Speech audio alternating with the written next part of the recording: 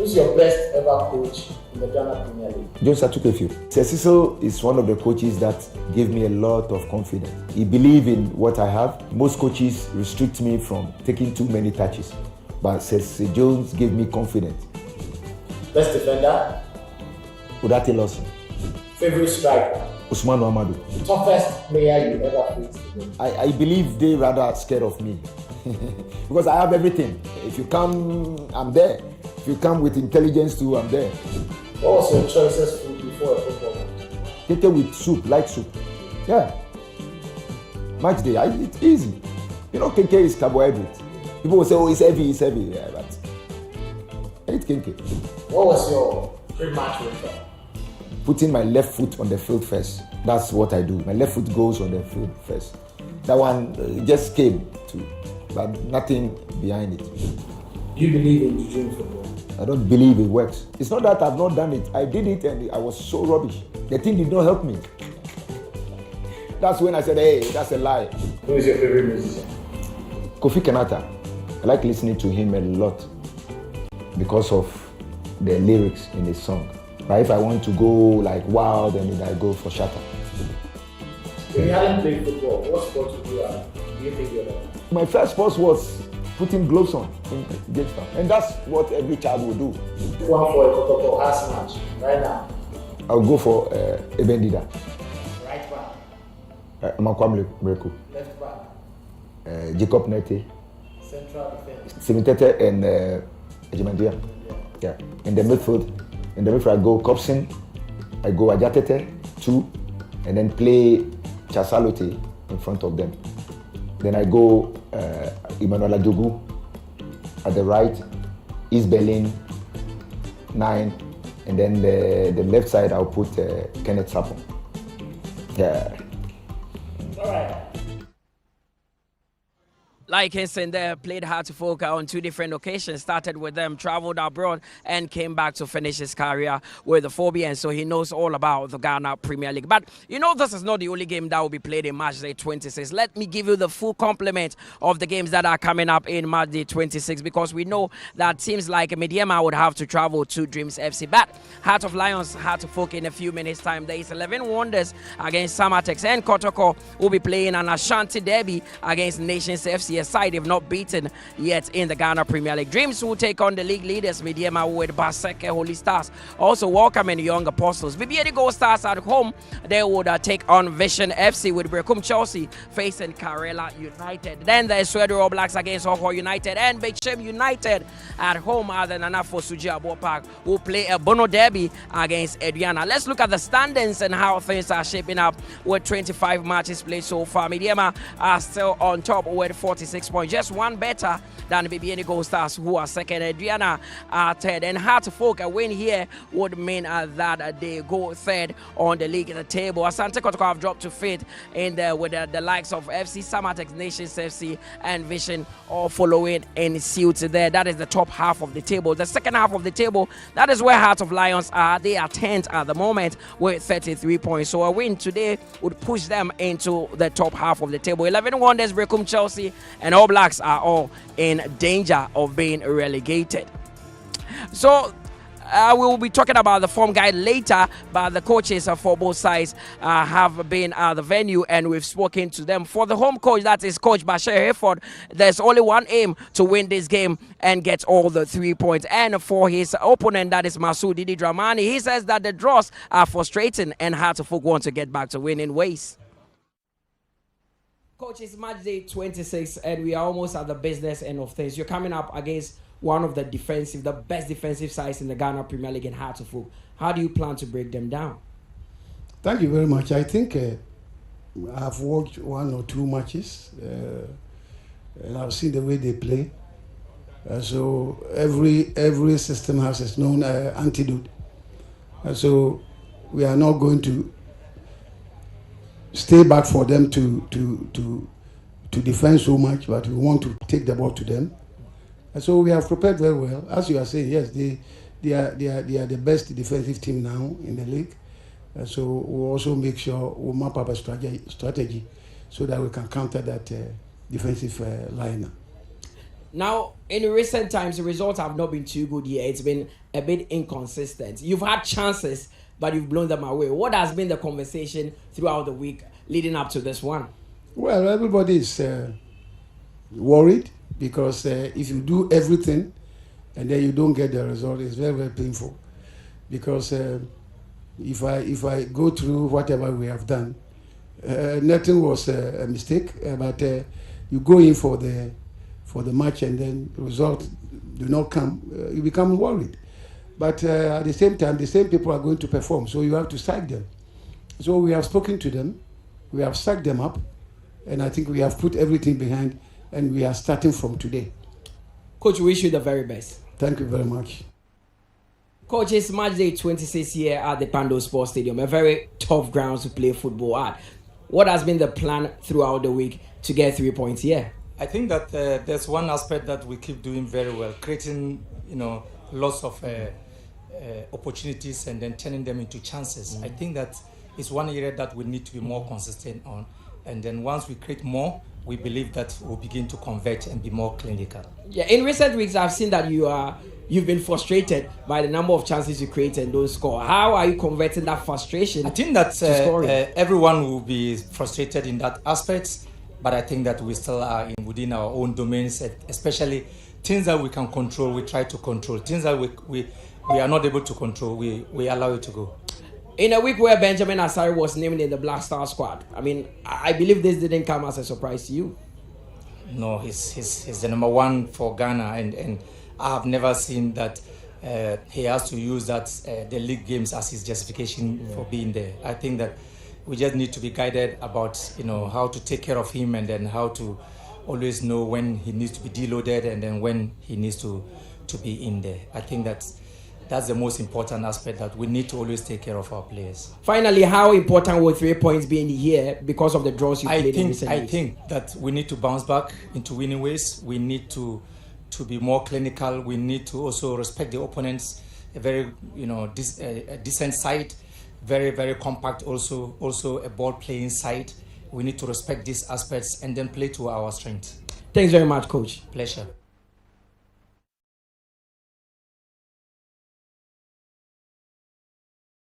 But coach is very optimistic there. Jason Nete, Ebenezer Aban, Eche Dogli, Ishmael Ado, Ismaila Bambila, Bismarck, Nim, Moses Aidem, Fauzi Ali, Kelvin Asen, so Michael Efson and Yao Danso are starting for Heart of Lions. For Heart of Oak is Benjamin Asare in post together with Ali Muhammad, Raphael Ampo, Samauli Wayo, Emmanuel Mankwa, Muhammad Hussein, David Opafran, Hamza Isa, Abdul Karim, Stephen Apia Asare, and Baba Ademo Blackgate. I mean, you've heard from both coaches. It's just one thing before them. All want to get the win. A draw will not even help their cause. Yeah, a draw will not help their cause, because if you look at Heart of Lions currently, they are on 33 points. And if you look at those beneath them, it's 30, 28, 27. So they are not clear. They want to get the win so they can pull clear away from the relegation fight. You look at Hearts of Oak. If they really want to win the Ghana Premier League, then they have to find a way to beat this Heart of Lions team here at the Pando Sports Stadium. So the permutations is clear. The writings are on the wall prior to kickoff, and both teams clearly know exactly what is at stake and what they have to do to get the 3 points at stake. Michael Efson has been in good form of late for Heart of Lions. Can he continue that one today against a very good Benjamin Asare? Yeah, you look at the tightest defensive unit in the Ghana Premier League. 19 clean sheets out of 25 games. That speaks volumes for Accra Hearts of Oak. It tells you how they've been very resolute in terms of their defensive shape. For Michael Efson, together with Asenso, Moses Aidem, they have to find a way to break down this stubborn Hearts of Oak well-oiled drilled machine. It's going to be a tough ask for him, but he has proven in the games that he has played here that he has what it takes to be able to get the goals for Heart of Lions. Is the absence of Kelvin Osasibe going to be a problem for Heart of Oak?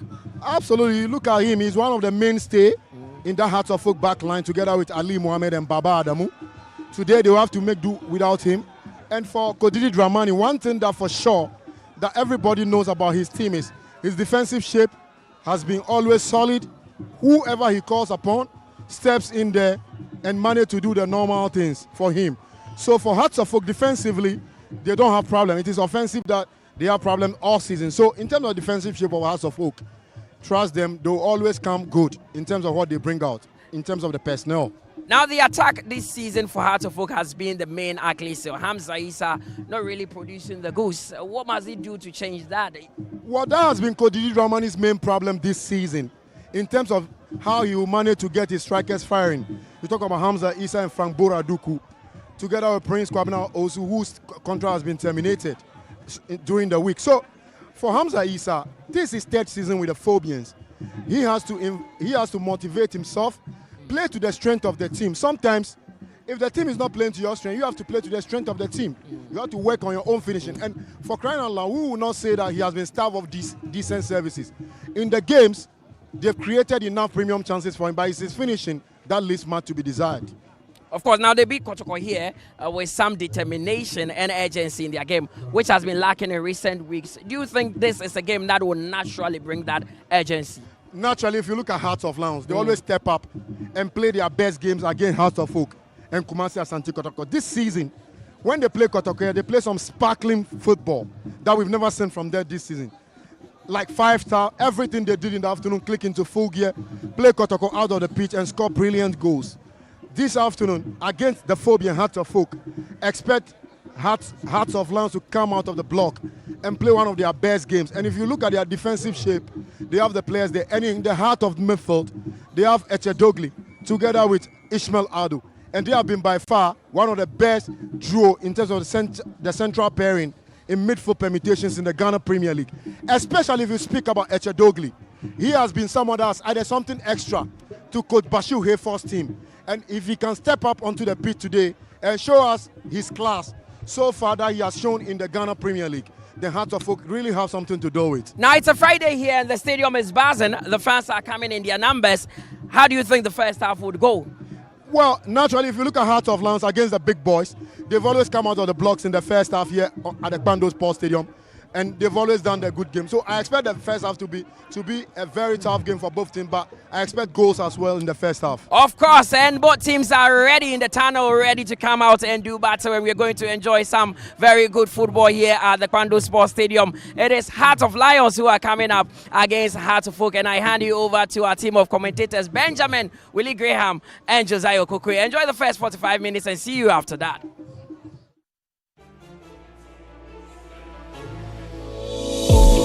In the heart of Ghana, a nation rich with natural resources and vibrant culture, lies the Ghana National Petroleum Corporation, a beacon of excellence in the energy sector. For over 40 years since its creation, GNPC has committed to its mandate of developing Ghana's own petroleum resources to support the provision of adequate and reliable supply of petroleum product and reduce the country's dependence on crude oil imports, charting the process.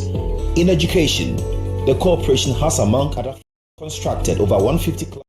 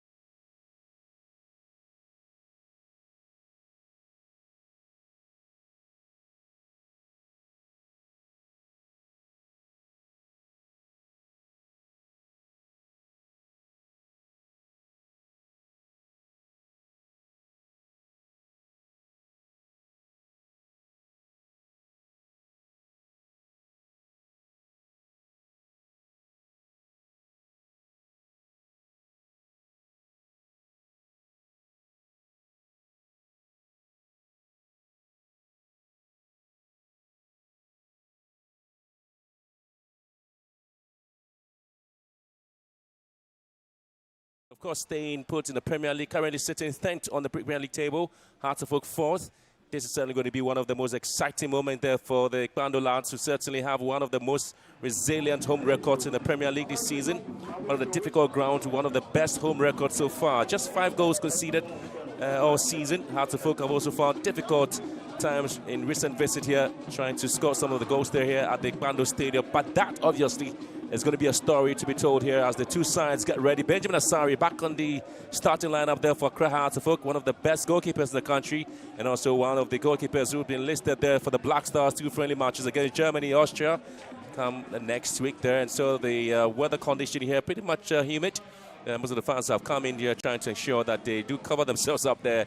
It's a very grueling and a difficult time there to be here watching this game. But that obviously is not what you're looking for. A lot of umbrellas here at the Bando Stadium there, but the two sides walking majestically onto the pitch there, led by referee Robert Mose. Certainly match day 26, pretty much of a difficult story there for Hearts of Oak, having played a goalless drawn game with Basaka. Only started in match day 25 there. Hearts of Lions also looking to pick up all those other pieces together. This story had to be told and has to be told well. Good afternoon, Benjamin Willie Graham, and certainly this will be a game that would have a huge bearing as far as the title race is concerned. Hearts of Oak just 5 points behind leaders Mediama Sporting Club, and they are looking at this game as a game that could propel them, towards that top two places, talking about Mediama Sporting Club and then also BBA Gold Stars. But for Bando Heart of Lions, they failed to make this ground a fortress in recent times. They've lost to Mediama here, they've lost to Indiana here, they've lost to Gold Stars, and it's time for them to redeem that fallen image. Well, there's the match of two hearts here at the Bando Stadium. Coach Didi Dramani, after the draw with the Basaka Holy Stars, did make it clear that the team needed to be very decisive and closing central spaces, and also having some bit of an intense pressing movement there for the players, though they respect the strength. And of course, over Hearts of Lions, he knows that this place is going to be a very difficult one there for Hearts of Oak, who definitely walk into this game and this ground knowing that they have a Herculean task ahead of them. It's definitely going to be a banana peel maybe if it's Kersner taking for Hearts of Oak, having not really banked in the goals that the fans want to see them. But Hearts of Lions also do have certain things up their sleeves there. But they come into this game, just made one change into the team that really had to get themselves out of the FA Cup, and so just making sure that he gets a place in the team. Paul Ate sitting on the bench there for Kevin Asenso, but you're also looking at the up front there for Michael Efsin and Ismail Agbambila. He's also going to be one of the few players to look out for there, but they still maintain a very, very strong side. Eche Dogley still at the heart of midfield as well. Yeah, he's playing that double pivot role alongside Ishmael Adu, and then also their top marksman Michael Efsin. He returns. He had no place, on the team when they played in that quarter-final defeat to Dreams FC. He returns 6 goals, and he'll be hoping to add up to that tally. Yeah, I did mention Fauzi Ali and Ebenezer Arban, Bismarck and Numa, Yao Dansu, all of them at the heart of the defense there for Heart of Lions. Eche Dogley and Ishmael Adu as well. Then Moses Ayedem is going to be on the left flanks there for Heart of Lions. And of course, Kelvin Asenso is one of the players to look out for in terms of what he's able to bring there. The two captains trying to exchange that bit of pleasantries and look into what normally happens there. The ritual will have to continue here in the game there, but in terms of Heart of Lions and the difficult things that happens to them in their matches at home, they've been one of the best sides so far.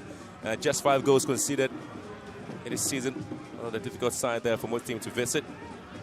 Previous build-up to Heart of Oak remained the best defensive side in the league, though, the Phobians.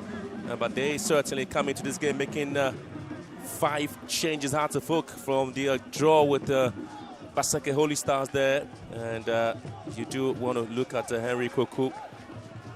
Also Boateng also out of the game there for Stephen Asari Apia. Also missing the game is Martin Kakari for Abdul Karim as well. And Osesibi with the red card. And so Rafael Amponsa, who definitely is shifting from defense to midfield. David Aponfani back into the defensive line there. George Baku also out, so sitting out of the game there for Mohamed Hussein. And Ransford Mensah, the left full back, is out for Baba Adamu. Yeah, quite some wholesale changes there, but then the most significant one will be in the heart of defense for Heart of Oak, when there's no Kelvin Osesibe after picking up that red card against Basake Holy Stars in the last game week. Now you have Afrani, who used to play in that deep role, dropping into the centre-back position. I'm wondering how these two will pair together with one of the best midfielders or defenders in the league recently. That's talking about Mohamed Ali at the back for Accra Hearts of Oak. But they still have the most, solid and resolute defensive line in the league. Very resilient coach there. And you look to see what he want to do with the Bashir Harefoot. A time when the team was actually slipping on the Premier League law. There were those who were calling for his head, though, but he's maintained the momentum with the team. Coach Bashir Harefoot, Didramani at the point came to receive some barrage of criticism there when the team was not scoring. Didramani, but again, he's also kept his cool there, being with Accra Hearts of Oak as well.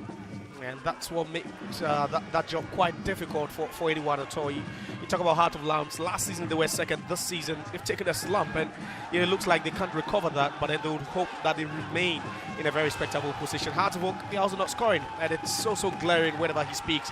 Talking about Masoud Didi Dramani, it's frustrated for him.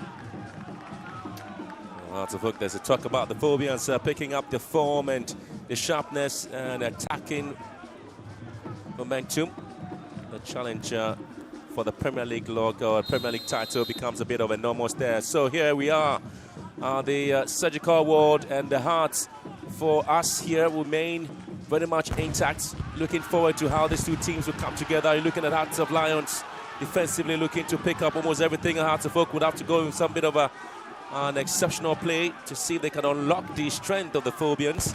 This is one of the games that you expect the Hearts of Oak side to come pretty much strong, and they try to put themselves. Mohamed trying to get the ball stripped into the half and chasing Nete coming in, and so that's a very clever play there from Accra Hearts of Oak. Stephen Asari Apia, who's deputizing there for Henry Kwekubuating. Trying to get the first attacking play there for the Phobians to pretty much clean at the back there. Opua Frani, makeshift arrangement there for him to be at the back together with Ali Mohammed. One of the most consistent centre-backs there in the Premier League, Ali Mohammed. And he's always paired well with Sibe, and so this time he's still staying put at his defensive line, or except to say, Opua Frani is there to support him as well. Yeah, and you talk about consistency for them, and he's been so consistent regardless who he plays with. You know, there's been a time where he's played with Kujo, he's been consistent. There's been Osesibe, then even Afrani as well, sometimes in a 3-back system, sometimes in a 4-back system as well. And you talk about consistency, and I think he personifies that. We'll talk about the young man Ali Mohammed trying to drag the ball back to Emmanuel Amankwa and push the ball a bit forward there. Hearts of Oak have almost over a lot of players just in the half of the bit over the Phobians, and Hearts of Lions looking to push forward here. Again, it's not the best of a play there from Baba Adamu. I tell you what, the Hearts of Oak really, in their most recent visit here at the Pando Stadium, they failed to score on their last 2 trips. Some bit of positive there for the Phobians. They remain the best defensive side in the Premier League. Only 9 goals conceded, and they have been the strongest away team, recording 6 wins on the road there. Very impressive display there for Hearts of Oak.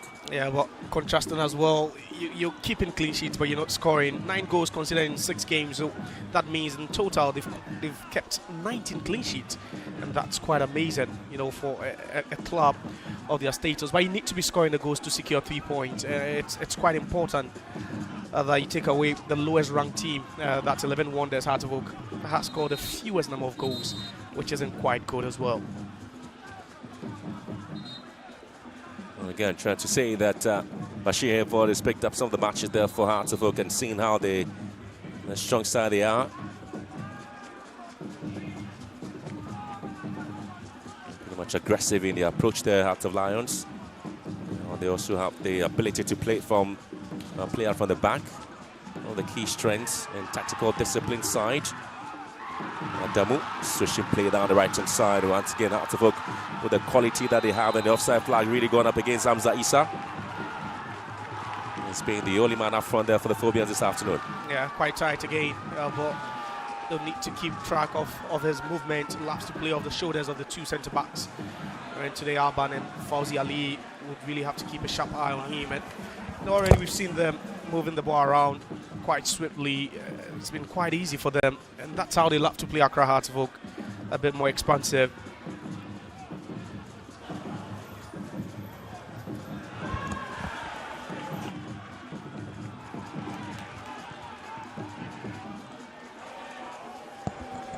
Good play there from Lions as they try to push moment forward here. Was sent to the left-hand side, expecting to see a bit of a ball into the box. Bismarck in him. Chopping the ball back now. And so you have the Fauzi Ali also playing a part there. Also have Yao Danso on the ball. Switching play. Expecting to see a lot of runs there. Yao Danso once again giving it back to the Cherry. And Lions trying to dictate the pace and form a bit of a ring around Hearts of Oak defensive lines there, and trying to see if they can send an in-swinger. But that hasn't really been successful. Yao Danso again. Eche Dogley was supposed to be the intended man to pick the pass now. And so Mauli Wayo will have to go with a huge charge here, but recovering quickly and beautifully so. It is Lions Bismarck and him. And doing so to pick up pieces there for the Bando lads. So far trying to keep the momentum. Oh, lovely play here. Ishmael looking for space. And he gets support there from Yaldansu. Looking to pick up play here beautifully to Moses Aidem. 10-12, Moses Aidem. Slalom run, Moses Aidem once again. Lions with opportunity to hold for a long strike here. It has been taken by goes wide. Well, not the best, but at least it's a warning shot there for Hearts of Oak and Kelvin Ascenso with that quality play there for Lions. And again, have to give credit there to Aidem. Yeah, you don't give him too much space. That's what he did there. Ascenso cutting in from the left-hand side, onto that right foot, hitting that from a distance. Hearts of Oak already that ball from Mauli Wayo where he had options. He had just could fail to see the run of Hamza Issa making that forward run.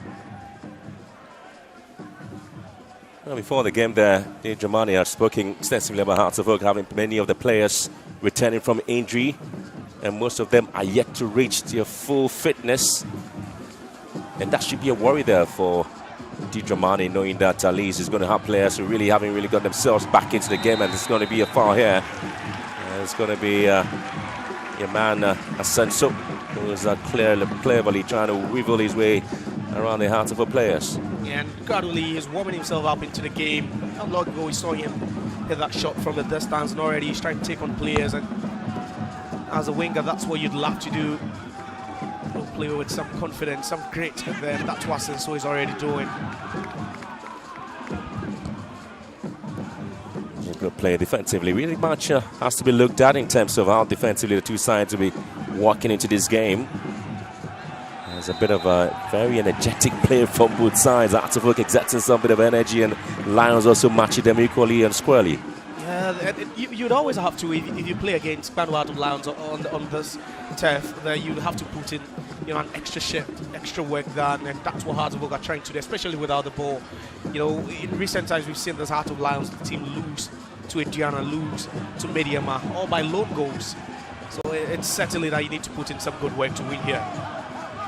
Again, it's going to be a bit of a tangle there, but Hearts of Oak have been able to pick up the pieces there. I was looking to see how Stephen Saria Pia will have to work hard to cement a place. And Eche Dogley wins it here for Lions, and charging here. It's Efsin was looking for a pass there, but Moses Ayedem has been given it back here. Eche Dogley will have to recycle things there for Lions. And again, a bit of a push there. Nudge the back of Fauzi Ali. Was racing for it, and he got it. Yeah, he did. And right call there, but all that by Stephen Apia's side, losing the ball casually where he had options. He could have just advanced that ball and allowing Hearts of Oak to move from attacking to defense in a split second.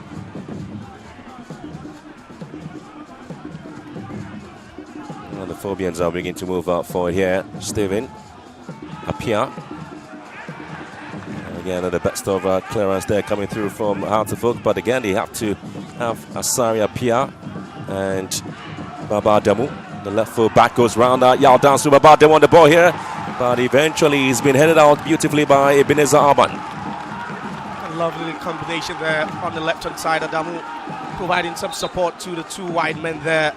And just look at that. Good first touch. Gets in front of Danso. No chance at all, but again, good defending there by Arban. Just read the situation clearly. It was an alert to just head that one out.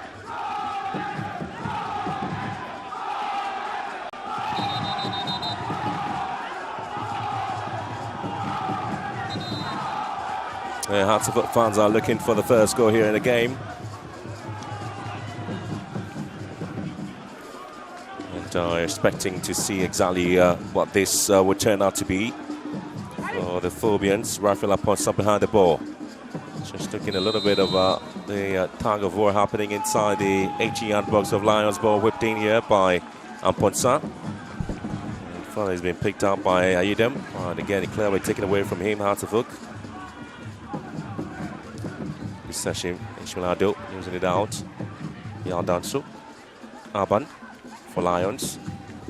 Trying to push his men forward. Left sin. The best of control, but he's able to pick it up beautifully there for Lions. Sushin played down the left-hand side beautifully. Aldo here looking to turn his man around, but just volley hitting the ball, but we sit back. Bismarck Items ball in here, looking for a corner kick. Gets a throw in, rather. Yeah, and Ali there nearly playing himself into trouble. A couple of casual balls there by Hearts of Oak, and looks like the head coach Didi Dramani isn't happy at all. I was looking to see how best David Aparfani and his combination with Ali Mohammed will be working out today. That's what most of the fans are looking for too. Mauli Wayo picking at the paces here for Hearts of Oak, but eventually has been won by Edam. Eche Dogley, one of the most few players in the game there. So 10 minutes gone, Hearts of Lions nil, Hearts of Oak nil. Yeah, the Pando Stadium. And again, always looking to see that bit of run there, and the ball whipped in! And wicked deflection there. Hearts of Oak nearly got punished by Asenso. He's been pretty much busy on the flanks there, and this time his effort saved by that deflection there. Corner kick advantage, Lions. Yeah, another magnificent strike from Asenso on the left-hand side. No one keeping tabs on him. He has so much space to operate, and he loves to cut onto that right foot. Just look at that, another wicked one. I would say Benjamin Asari had that covered. For a second, that was quite dangerous for the Phobians. Corner kick taken. And again, Ludenham was everybody. So again, it's going to be a very good one. That's a very first attempt to go there by Lions. Cleverly, well taken. Yeah, they've created the best chances so far. Asari doesn't look good. Look to have picked up a knock there after attempting to save that long range shot by Kevin Asenso. I should be fine, but you're asking why they're giving the wide man of Heart of Lions so much space. You have Emmanuel Amankwa playing at the right hand side. Not really seen him, going those 50-50 balls with Asenso. Asenso having so much freedom there. And it's a matter of time before he just punishes them.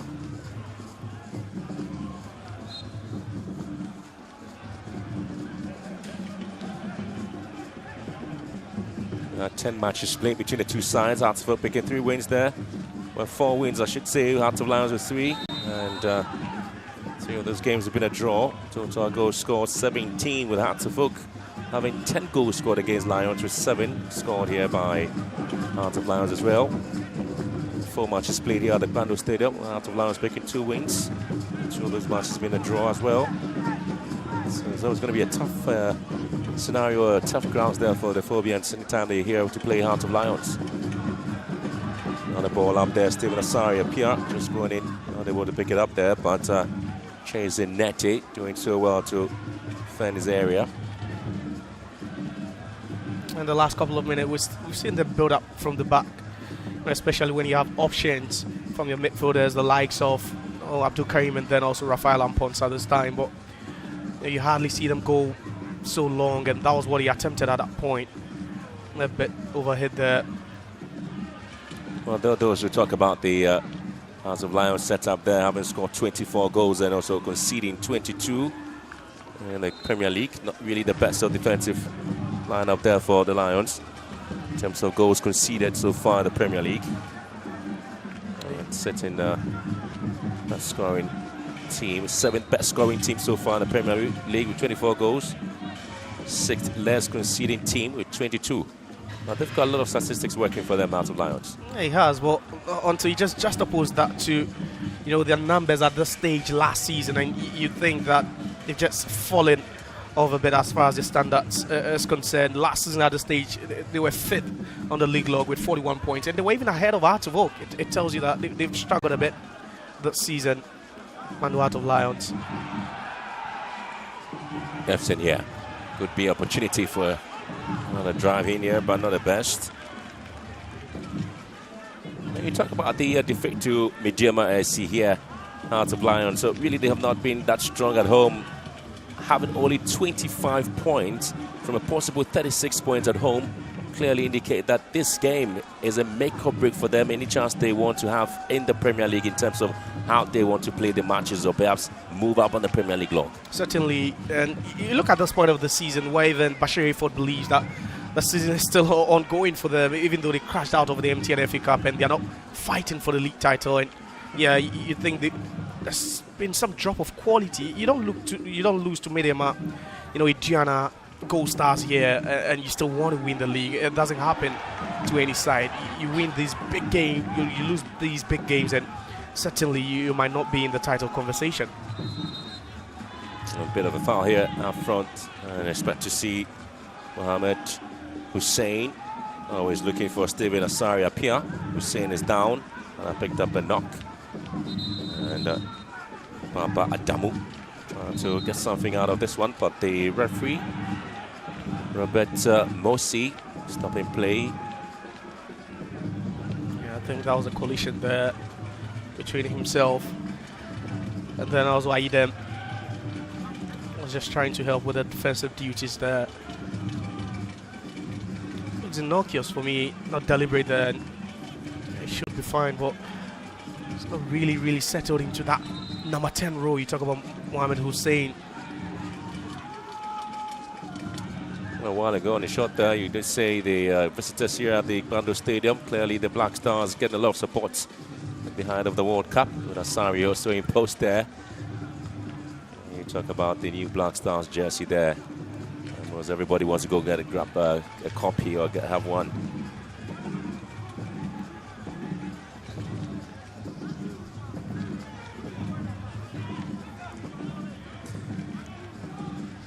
There's a drop in terms of performance and aggression in the game, isn't it? Yeah, he has, and both sides trying to be very cautious. Certainly a win for either side would really give them a boost on the league log. Here comes Mauluwayo on the flanks, like 200 times one into the box, looking for Issa. And again, Alban shrugging off any attempt to get the ball ahead of him. And Hamza Issa pretty much quiet this afternoon, hasn't he? Yeah, he has, but he was a target at that point. Mauluwayo spotted him.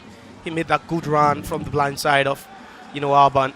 Good first touch there, but then again just lost possession after Alban came in stronger.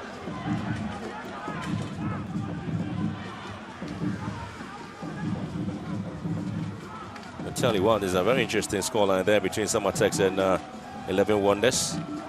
And so the first goal there scored against 11 Wonders. 18 minutes already gone in the game. And here comes Lions Asenso. Fine support there in Bismarck and him. Echidogi, the conductor, in the midfield there for Heart of Lions, and he's going to go a foul here. The referee just looking back, and might be, I'm not too sure again what the decision for the referee might be. But was a deliberate foul here? Was it pulled back? Yeah, it was. Yellow card, yeah. I guess. It's a yellow card. And the first yellow card, and the first player to have his name taken this afternoon, David Opowafrani, who comes in for Kevin Osesibe. Got a red card. Kevin Osesibe against Basake Holy Stars. And now just about 17 minutes or 18 minutes. And the centre back, David Opowafrani, is in the books of the referee. He needs to be careful now. Needs to be very careful. And yet another card. Just oh my goodness, this turned out to be something. A bit of an interesting story there. And one of the combative and most skillful midfielders there for Lions there, Ishmaelado, is also player have his name taken. Yeah, and that was a deliberate foul. But he had to take one for the team. As you could see, other players on the run, and all that Hamza Issa had to do was to just hit one good ball onto the path of any player making a forward run, and it could have been dangerous for Heart of Lions, and I was just totally read by him. Here comes Adamu. Again, cleared. F saying it's just happening. A lot of us showboating there with Opowafrani. Sorry, he's always there to deal with the scenario there.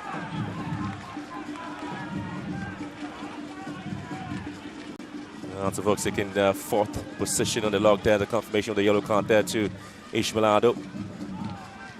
It's a win today, really. We'll see Heart of Oak closing the gap though on Mediama IC and Gold Stars to second or first, respectively, depending on how it works out for them.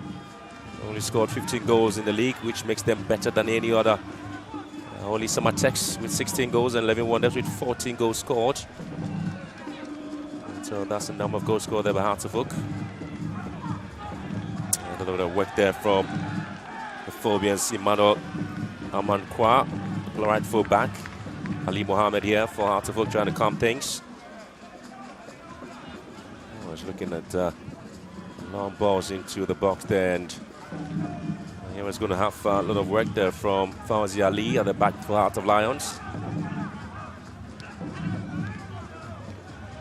Top scorer there for Heart of Lions and the Premier League this season is Michael Efson. He scored 6 goals. Paul Ateji on the bench has got 4. Chauncey Freeman and Ishmael Ado, Kojo Pink Jr. and Sido Asante all with 2 goals each. And here comes Hamza Issa. Hearts of Oak with a chance now. Issa squares one into the box and the referee's been bundled down. And Mauli Wayo was looking to pounce on that cross there from Hamza Issa, but the goalkeeper had already picked the ball. He was in motion. There was nothing he could have done about that. A bit reckless as well. A bit reckless, just came into contact with Nete. But you'd say that was a bit feeble from Hamza Issa. Yeah, he got the first touch right, but just couldn't connect. Just that ball. You could see the run of Mauli Wayo from the far end, just quick approaching, and just look at that. I'd say it was a bit unintentional there. There was no way he could have reduced, the velocity at which he was coming with. Just look at that. Just bumps into Nete. Issa could have just squared that ball a bit more, better there.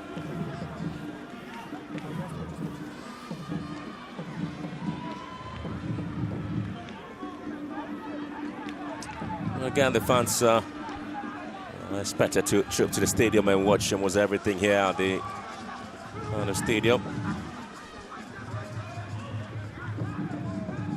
And Randy Abe is here, the CEO of Kookaboard, also the bankroller there of Hearts of Lions, to watch this game.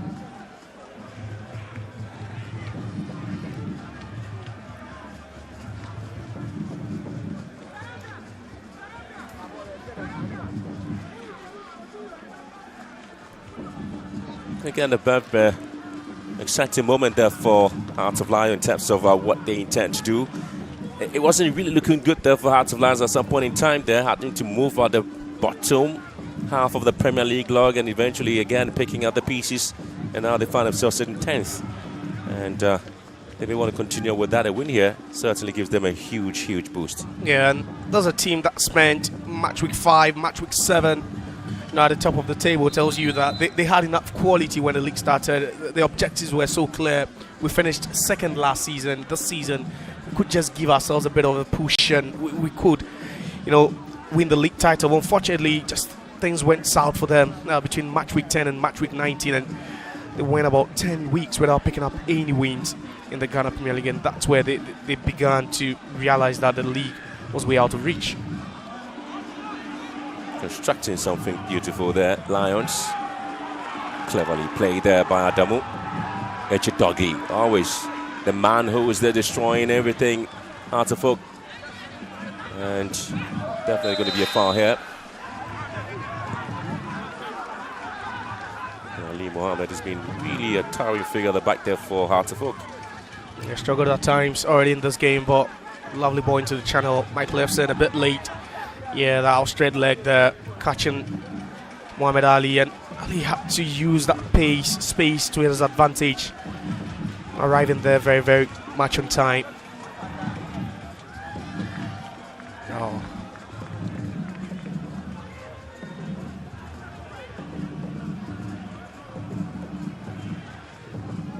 Aldo, one of the best of passes there, Aldo, and just put the team in a very awkward position. That showboating was not necessary, wasn't it?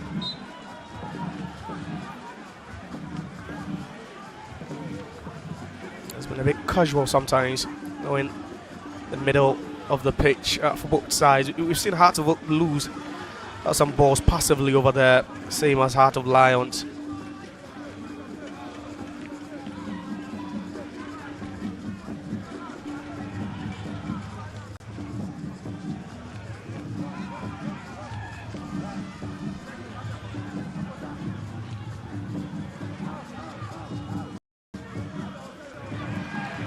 Again, they're trying to work something else there. Chidogi once again, Hearts of Oak winning back the possession, still in Asari Apia and Hussein. turn from Hussein here. Hartlepool calmly trying to move the ball around.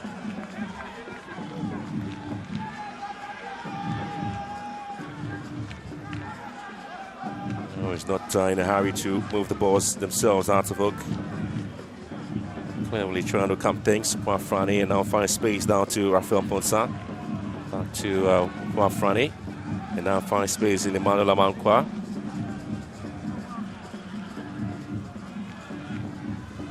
Well, the Phobians not really in a hurry to move things around.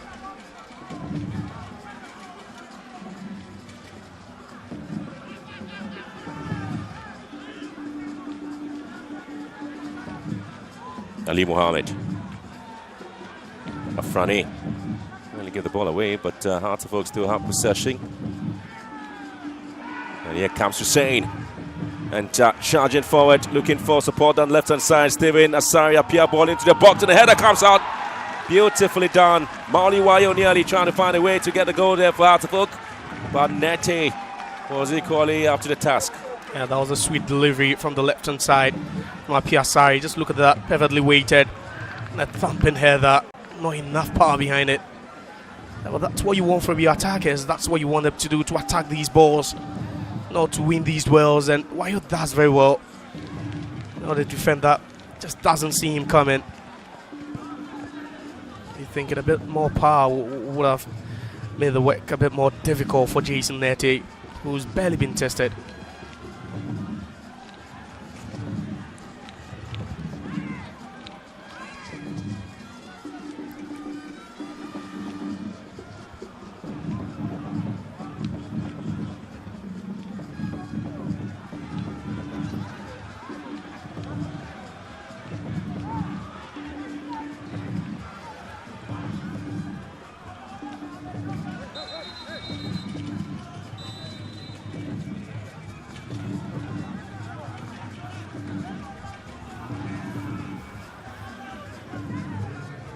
Well, again, it's going to be a cooling break here this afternoon at the Bando Stadium. Once again, we are still having that surgical operation of the two hearts there. So far, so good. Everybody has been in check there, and not any trouble to report on. So the only thing we'll have to say that two players have had their names taken, Ishmaelado of Hearts of Lions and David Opuafrani. But Benjamin Asari pretty much calm at the back. Remember, he's going to jet off to Germany and Austria very soon to play a part for the Black Stars and the friendly games there, and so nearly and has to be calming himself down, not really to pick up any injury there. But for Bashir Hayford, it's pretty much of a very edgy and not the best of a calm day for them. They really need the 3 points at least to make a statement on the Premier League table. Yeah, but they've also come close, you know, a couple of times. Talking about Heart of Lions, they've created some decent chances, and their danger man so far has been Kelvin Asen. So we've seen him, you know, hit two lovely strikes, both from that stance and one, you know, a wicked deflection, nearly catching Benjamin Asari off guard. But you know, Benjamin Asari himself yet to make any save, and Hartlepool, you speak about the fact that, yeah, even though they are not scoring, they always keep it tight at the back, which we've seen so far. You know, even though they've also seen David Opuafrani also pick up a yellow card so far in this game. That header from Mauli Wayo hasn't also been bad. But that 4-3-3 formation from them, seeing Mohamed Hussein play as the most advanced midfielder, hasn't been bad. They've casually lost the ball, but I'll tell you what, I think there's more in this game to happen. There's still more, you know, to see, especially with Heart of Lions, you know, being so strong whenever they play against Heart of Oak on this ground.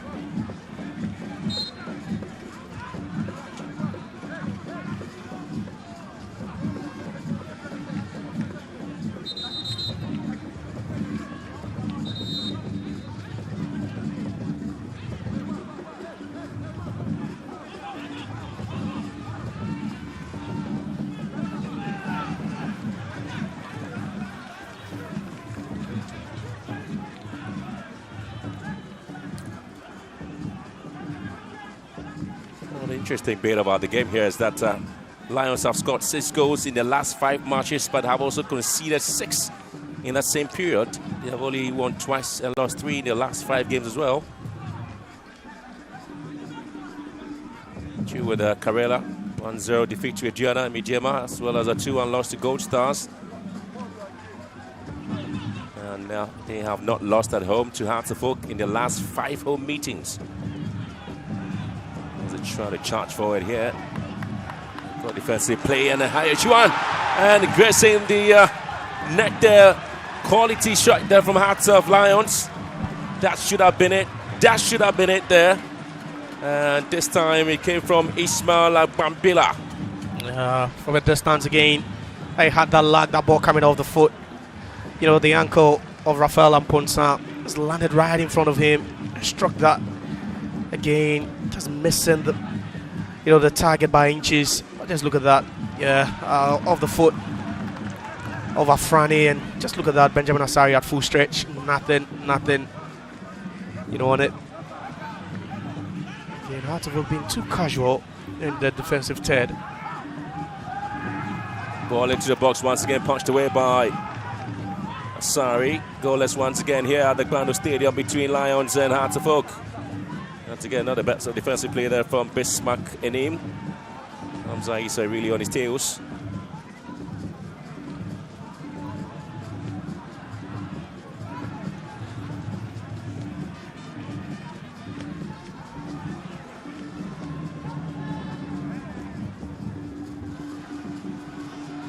The only time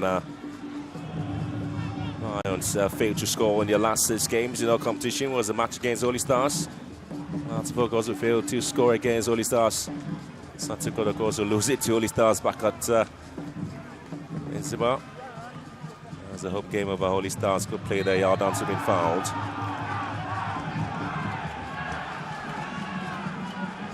Well, the fans really are looking to see how each of the two sides will have the first go. Yeah, that's the yeah, aggressive, a bit more aggressive by Steven. Sorry, appeared there. I've not seen the best of him so far. He's always tucked, you know, onto the left-hand side.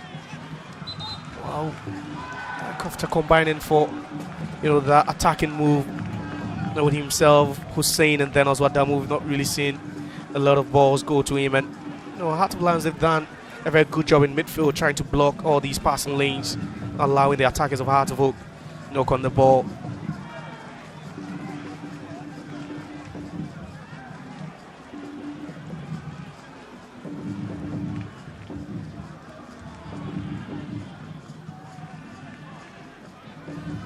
Done so.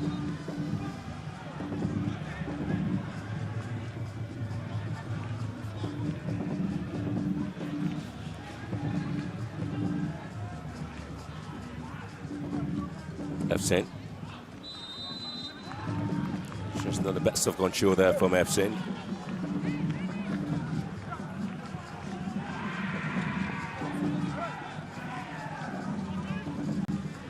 Again, you just want to see how the two sides will be coming out with something spectacular there.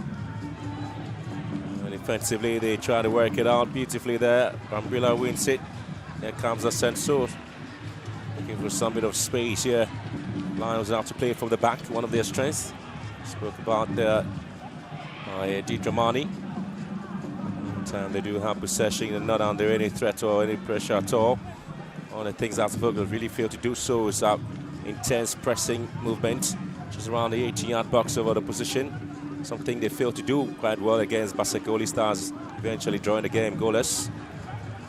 Fawzi Ali here for Heart of Lions. Looking to hit one up front. Here comes Efsin. He's been well policed at the back there by Frani and Ali Mohammed. He hasn't had his day in the game there. He's also had limited support, Efsin. Just loves to, you know, move out of position, sometimes dragging, you know, the centre backs along with him.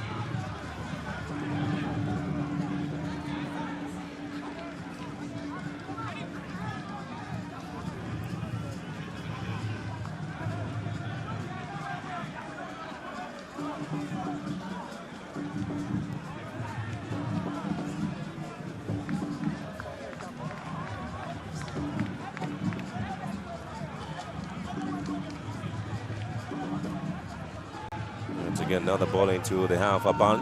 Gets the balls down to Goalkeeper Nete. So Bashir here for 10-70 on the 24th day of December 2025. One of the oldest coaches in the country in the Premier League, 70 years of age. And he's still going very strong here with Hearts of Lions. Good play there. Good play, Hearts of Lions. Still trying to move in the foul here on Moses Saidem. Again, the Lions will definitely be contesting that decision, but again, it's really gone up. Yeah. And Adamu is charged here to have brought down Aidem. Yeah, clearly, just a nudge at the back of Aidem. There was a skill earlier on, to elude Babadamu. Babadamu just wouldn't give up. Just continued to chase that ball by Aidem. So skillful. Let's see. Really a bad position to win a foul for his side.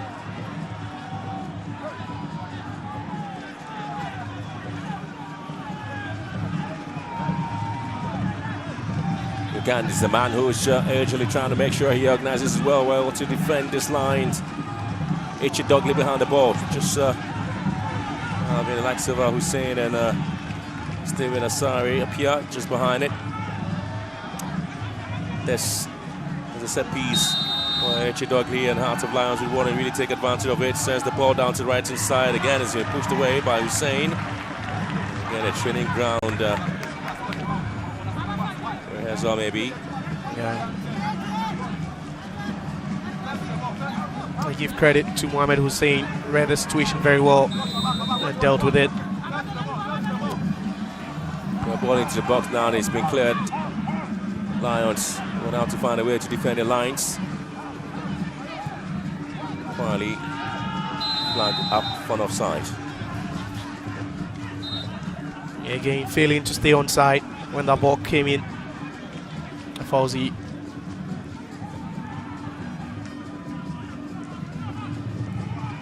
Chidogi wins it now for Lions.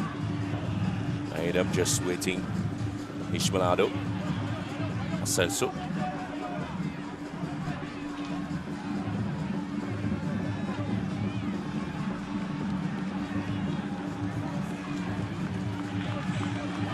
Fauzi Ali.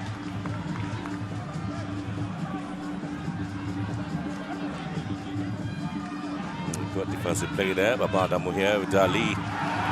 Too many. Showboating in the game, and Chidogley would have to come in to tidy up things. Yeah. And if you're Bashir Ford, you might not be happy, especially when there's a chance to advance that ball. There was so much space. When you're thinking that was a bit needless.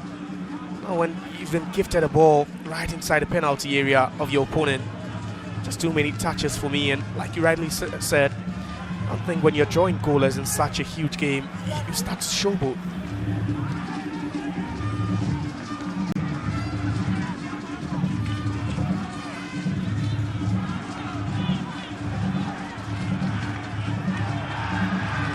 Always looking at the confidence level of Benjamin Asari anytime he's trying to play from the back.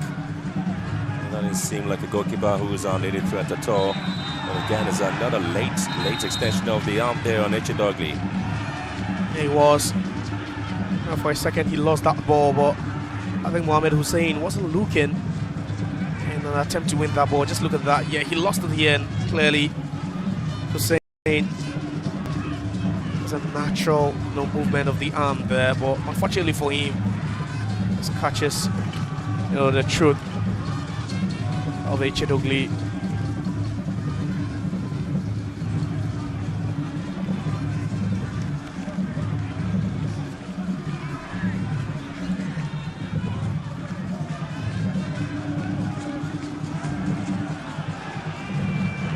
Again, it's one of the difficult moments there for players to just have the ball.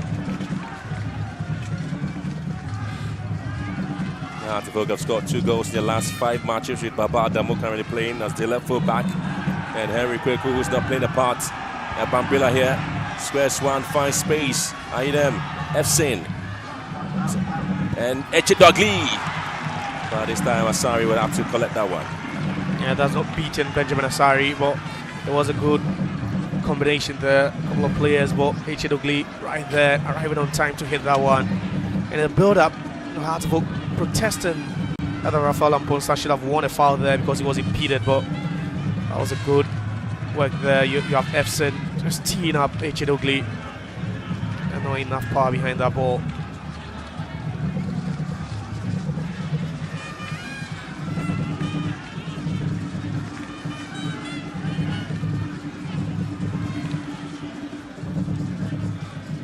The feisty and the fearless contested game, isn't it? It has, and we've seen between the intervals that, the physicality sometimes. We've seen the 2 yellow cards, happening in the space of a minute. We've seen some good balls as well, but you sometimes have to take the risk. Something both teams haven't done so far in this game, even though Heart of Lions, they've had larger shelf possession. They've advanced the ball, more than Heart of Oak. They've had more touches in the opposition penalty area as well. You need a lot more, to crack open either defense. You need a lot more from the attackers.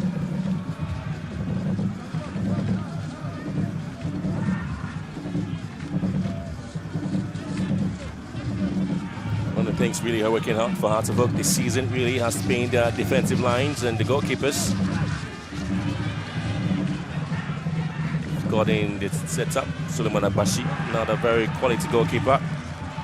We also had Asari, and then comes Alban, and now Zaisha, and safety first there from Alban. And they want to put himself in any sort of tight situation there. There was no support as well for Alban.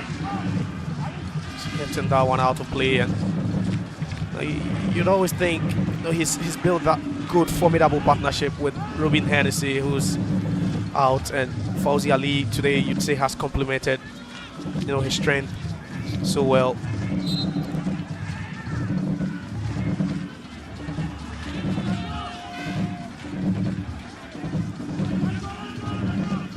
And that was that foul on Emmanuel Amankwa. He's been quiet over some time now, but it was a sin, so just lunges into him.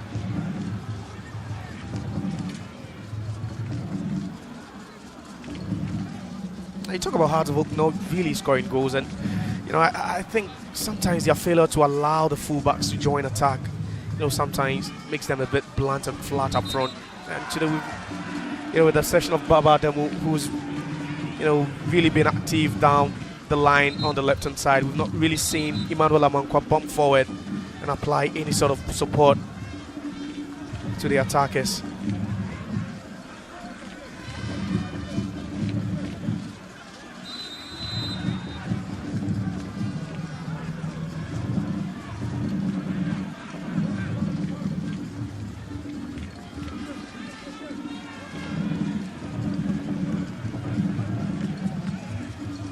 H.A. Ugly once again is always going to be the man to look out for when he's on the ball at the midfield.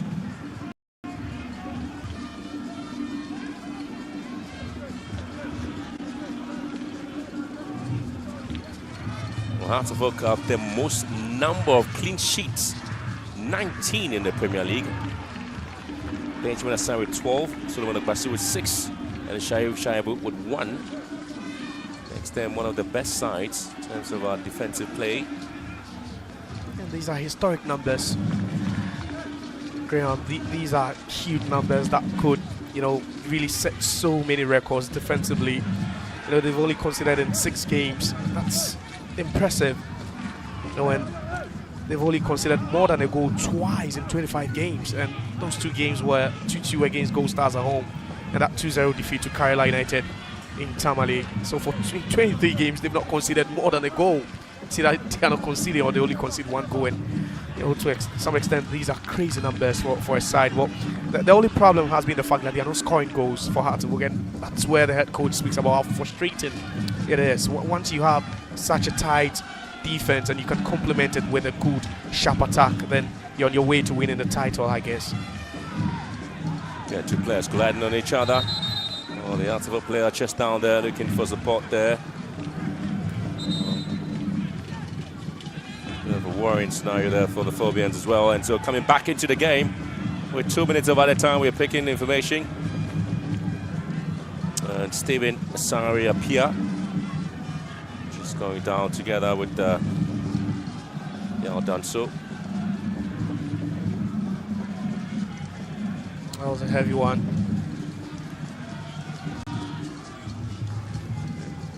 Even though you'd say the intensity of the game has been, a bit low sometimes. We've seen it at a very high tempo, but we've seen so many aggressive tackles, the nudges, the push, the shoving.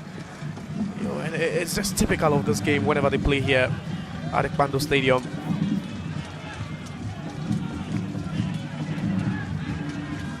So the numbers will continue to swell here at the Bando Stadium as we approach the end of the first half.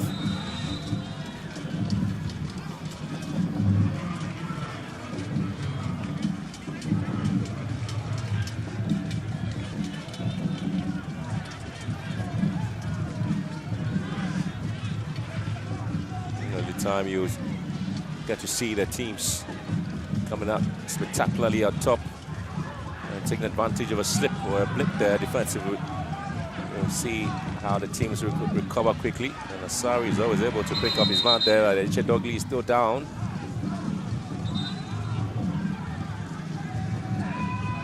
I think that was an off-the-ball incident. The referee just not seeing that. Well, so far, 2 yellow cards. Not too many controversial decisions that have been taken today, but get to tell you that the referee has been pretty much clean.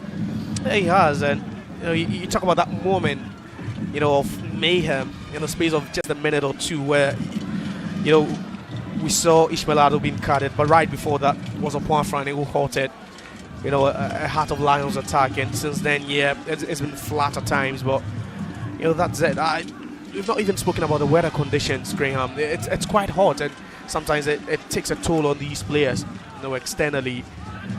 And you talk about Hearts of Oak, they love to press, counter press at all times, but today it looks like they are going with the mid block. They are not really exerting too much energy to win the ball up front. They rather need to keep their shape in the middle of the pitch to win the balls. Jali, series of errors going on. Dogley. Tell you what, it's been one of the games to always look up to, the battle of the hearts here at the Bando Stadium. Clearly, there hasn't really been any clear-cut opportunity, except to say that Bambila's strike there, gracing the net, was the only effort that Heart of Lions would say him closer scoring. But this is a game where the Phobians, after the draw with Holy Stars, certainly want to get themselves back into the scoring sheet there. Benjamin Asari has also been pretty much quiet this afternoon there. But the second half, another 45 minutes is all we're waiting for to see which of the two sides will be able to pick up the 3-point stake here. And so you've been seeing the performance of Lions and Hearts in terms of possession and the yellow card, one apiece, I should say. Yeah, the shots, we saw one shot on target by Ishmael Ado, the other, but then calmly collected by Jason Nettie. And possession-wise, we've seen Heart of Oak also having a larger share, 57% to 43% of Heart of Lions, and the corners also going in favor of Heart of Lions. So this is a game where we come back in the second half to see what really happens here. Half time here, Heart of Lions 0, Heart of Oak 0.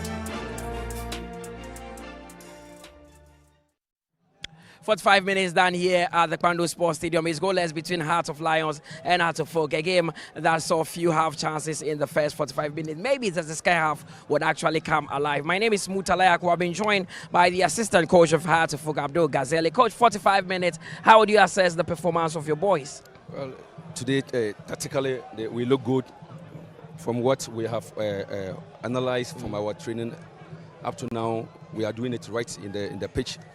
The only thing that we are getting is the final third, how our three attackers are going to run. And I think if they are sometimes they do it and then the balls are not getting to them.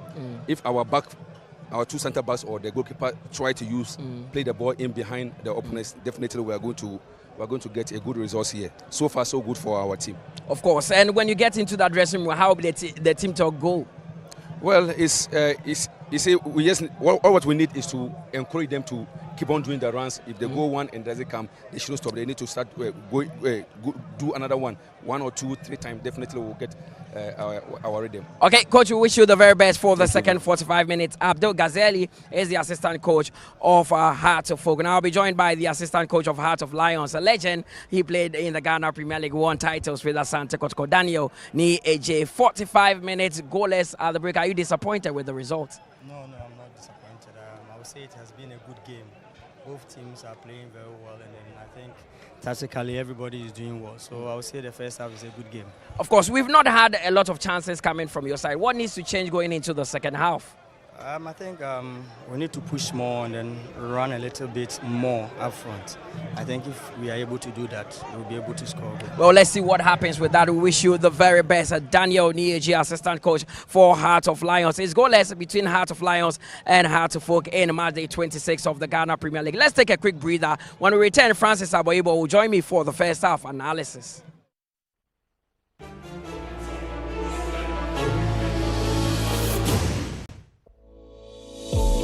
In the heart of Ghana, a nation rich with natural resources and vibrant culture, lies the Ghana National Petroleum Corporation, a beacon of excellence in the energy sector.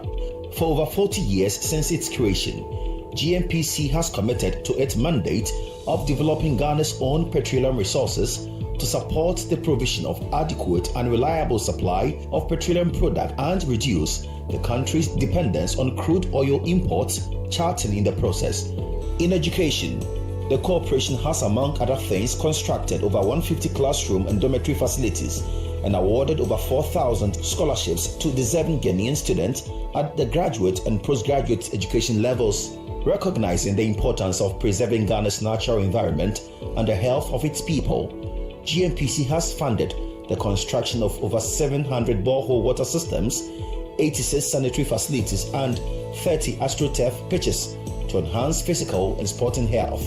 GNPC, powering dreams.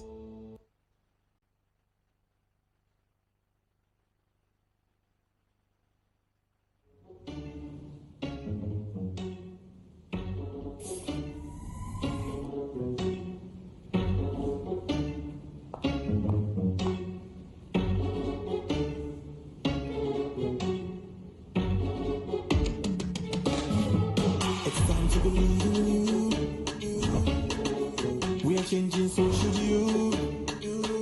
If you're dreaming, don't be afraid. In the valleys, keep your head up high. Got to dream with Puma drinks. Yeah, believe it, you can achieve. Oh yeah, clap your hands for the whole new vibe. Make me say, oh yeah, come alive. Let me hear you.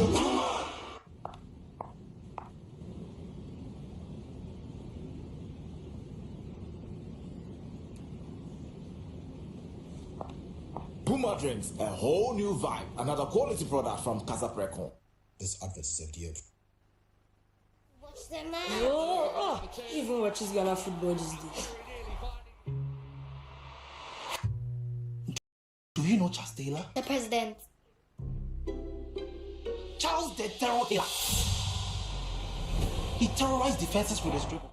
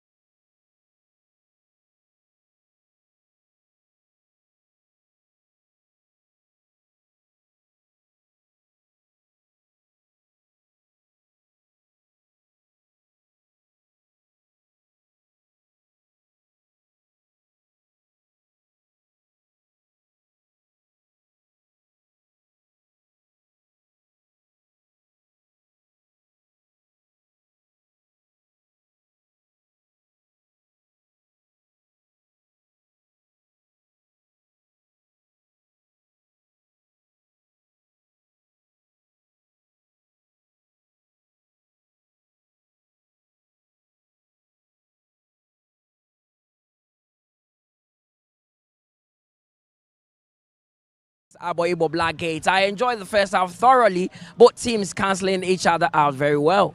Yeah, you look at the permutations. That was a very tactical masterclass from both coaches out there in the first 45 minutes. You look at Coach Didi Dramani, what we've seen from Hearts of Oak the entire season, their defensive units untouched and breached by Hearts of Lions. They've basically reduced the attacking players of Hearts of Lions to nothing. They carry no threat. You look at Senso, who in the first 15 minutes of the game shows flashes of his individual brilliance. After that, Hearts of Oak Frank Amankwa put a lot of brakes on him. You look at Baba Ademo at the other side, putting Moses Adam under constant check, and he had no breathing space. They tried to carve out Hearts of Oak in central midfield through Echedogli and Ishmael Adu. But you look at Abdul Karim, and together with this Rafael Amponsa, they've done a very great job in central midfield for Hearts of Ali Mohammed. But there's been so many instances where Karim has lost concentration. Yeah, and it almost cost Hearts of Oak. Yes, in terms of his problem is his decision making in terms of how the transition on the ball. He has to be quicker. And Hearts of Lions found out that he's someone that they can double up on and stifle the ball on top of the pitch from him.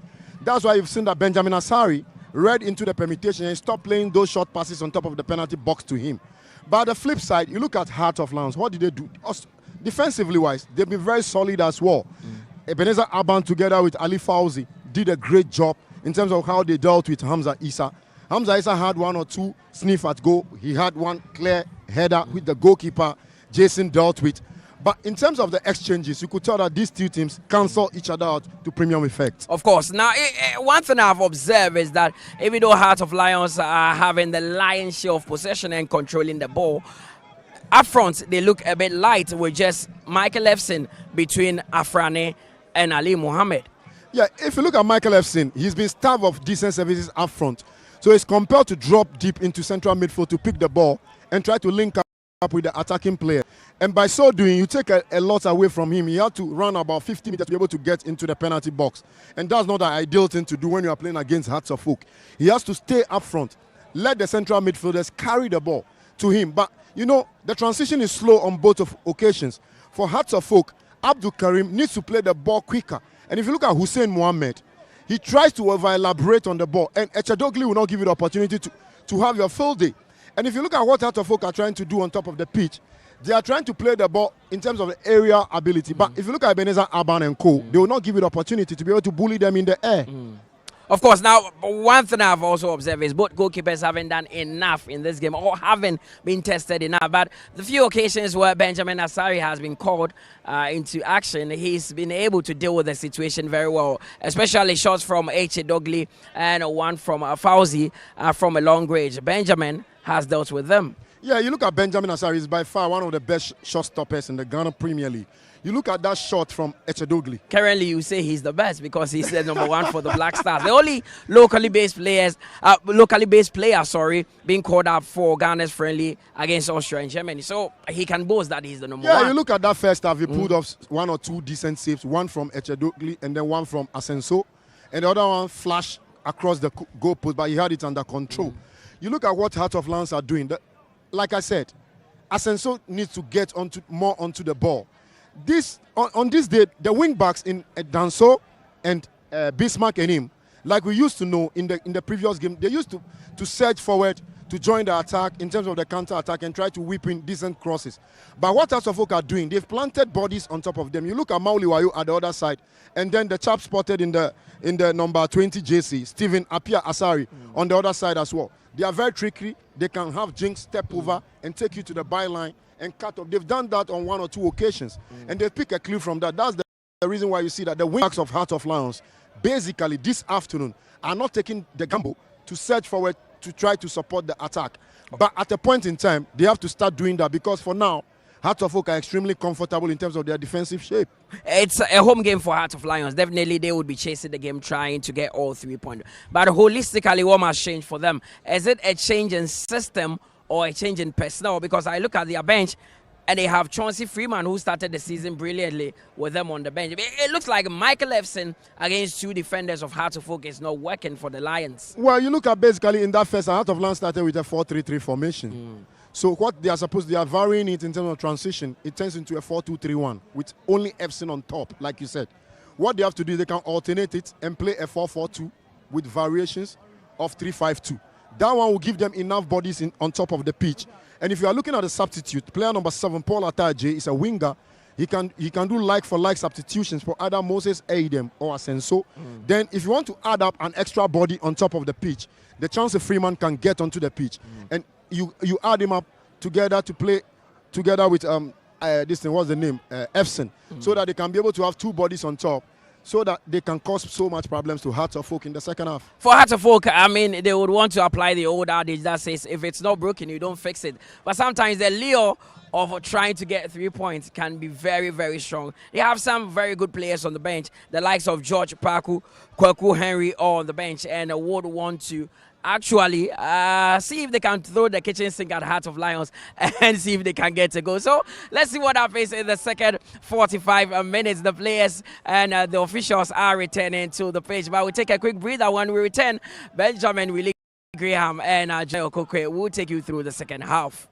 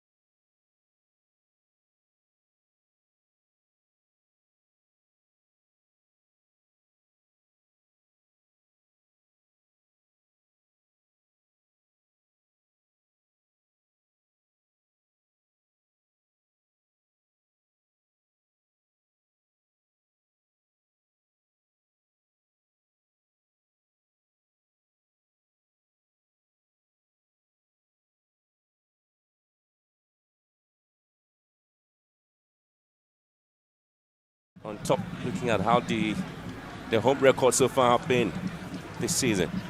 Yeah, and, you know, an interesting first half, just one shot apiece to either side, but you know, there's quite more. We could definitely get to see a bit more physicality as well, but for Hearts of Oak, it's always trying to be very, very compact at the back. Alban and Ahmed Isa, and again it's going to be Hamza Isa not able to go around Alban. H. Dogley here for Lions, stringing play down to the left hand side, picking up Asenso, and always getting the one-on-one scenario there, and trying to find space with Efson. And yet to get another better passes there to Ishmaelado. Efson is bit into it. Well, the phobias is going to also giving the ball away. Some bit of smarts from former midfield Supremo near Jay, Asante Coach, of course, some years ago, and now assistant coach there for Heart of Lions.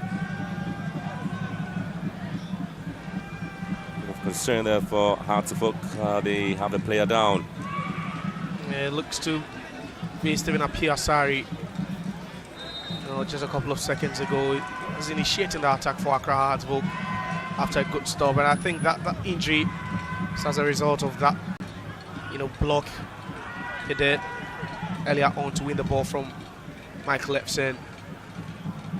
He doesn't seem fine though, and that was it over there. I think he just pulled the muzzle. Yeah, he did. Just pulled a tie muzzle there. Could be a bit painful for him. Especially when you have some, equally good attackers on the bench, the likes of George Parku, Yaman Kwabe, if he can play as a winger. Then also there's Henry Kweku Boateng, who's a similar player, same profile to Stephen Apiasari.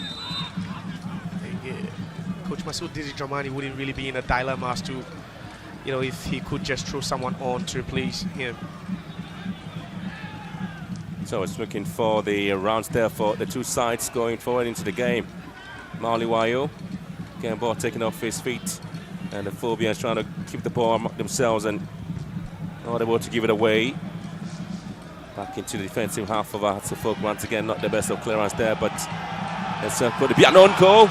Well, just off the crossbar there, not the best of clearance from the left full back for Hartlepool. Baba Damu. Again, unexpectedly, the ball just moving down to the other side. Yeah, trajectory of the ball, just look at that. Just had a spin on it. It was a top spin, but I think that should have been a foul to Hartlepool. Aiden left it a bit late. Yeah, he did. A bit late on Baba Damu. Baba Damu protested. Yeah, the corner kick just being headed wide by Hartlepool. Baba Damu once again for yet another corner kick.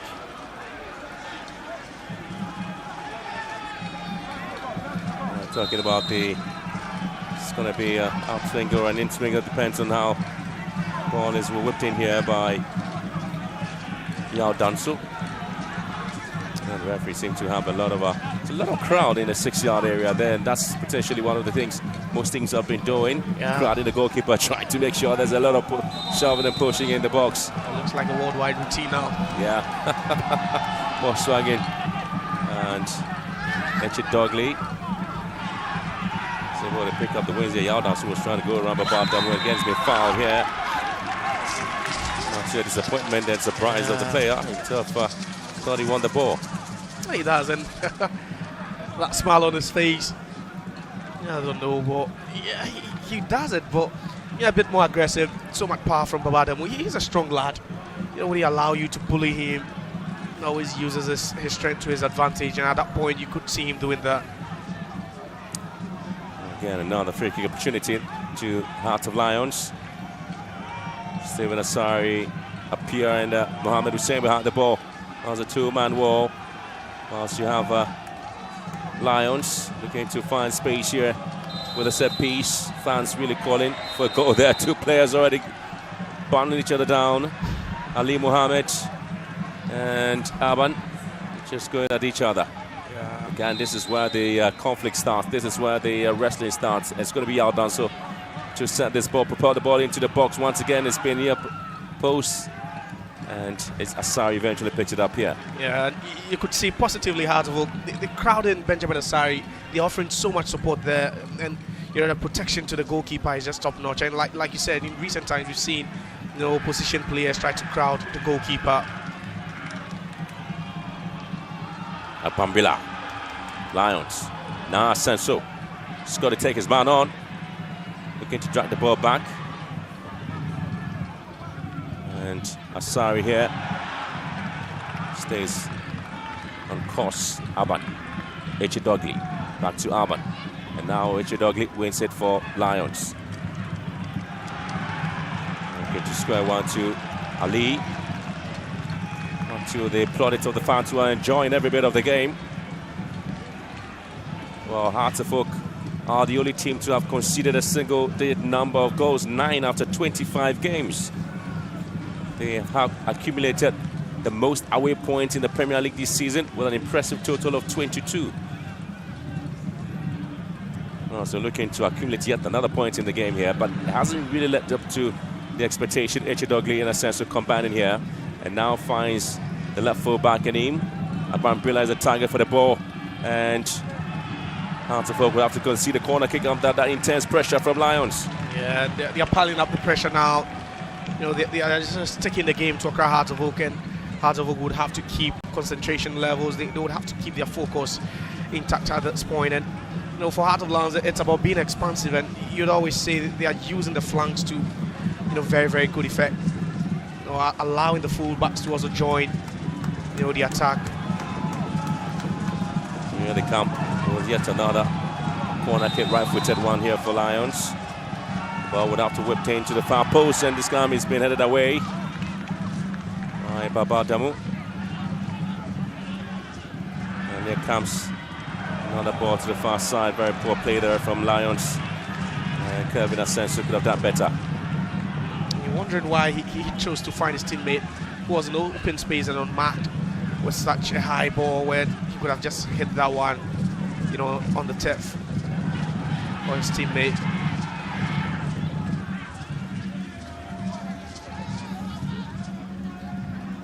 Alban. Well, defensively, he's been very solid at the back there for Lions. Goes down under that challenge. And again, he goes against Lions, rather. So Didi Dramani is a bit livid. No questioning, you know, some of the decisions they're not going his way. You know, a couple of Babadamu never won any, and this time again, he believes that should have been a foul to him. Referee wasting too much time. But again, the more you look at the replay, the more confused you get. You know, for a second you're thinking it was Alban who was caught late. Yeah, the referee Robert Mosages, again this time not getting the call right, and the reason the two coaches were at each other.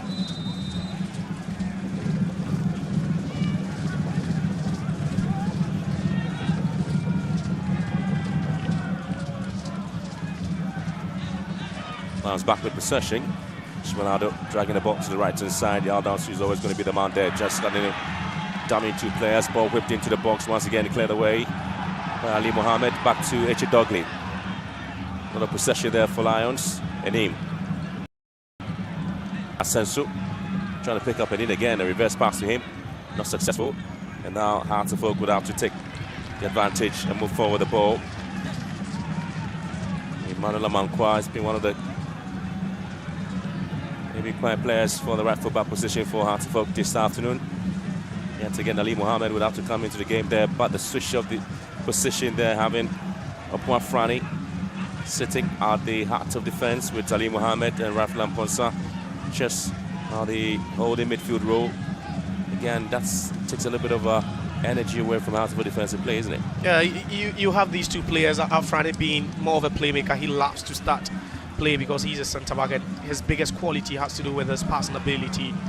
But then Rafael Ponsa, more of a marauding player, loves to break play, you know, a bit more physical as well. So there's been a change in the system for Hearts of Oak today, even though, yeah, both are defensive midfielders. You'd see that they're struggling to build up from the back because that holding midfielder in Rafael Ponsa isn't always available there, you know, to just collect that ball and try to feed off the players making the rounds.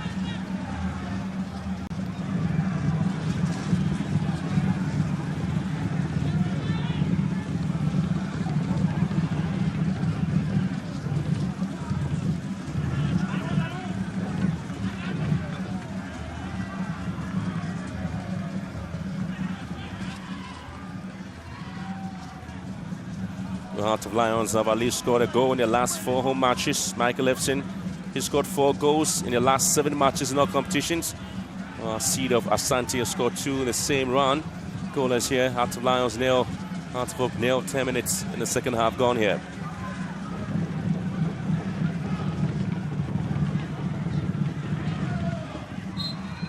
Once again, the players trying to come out with something.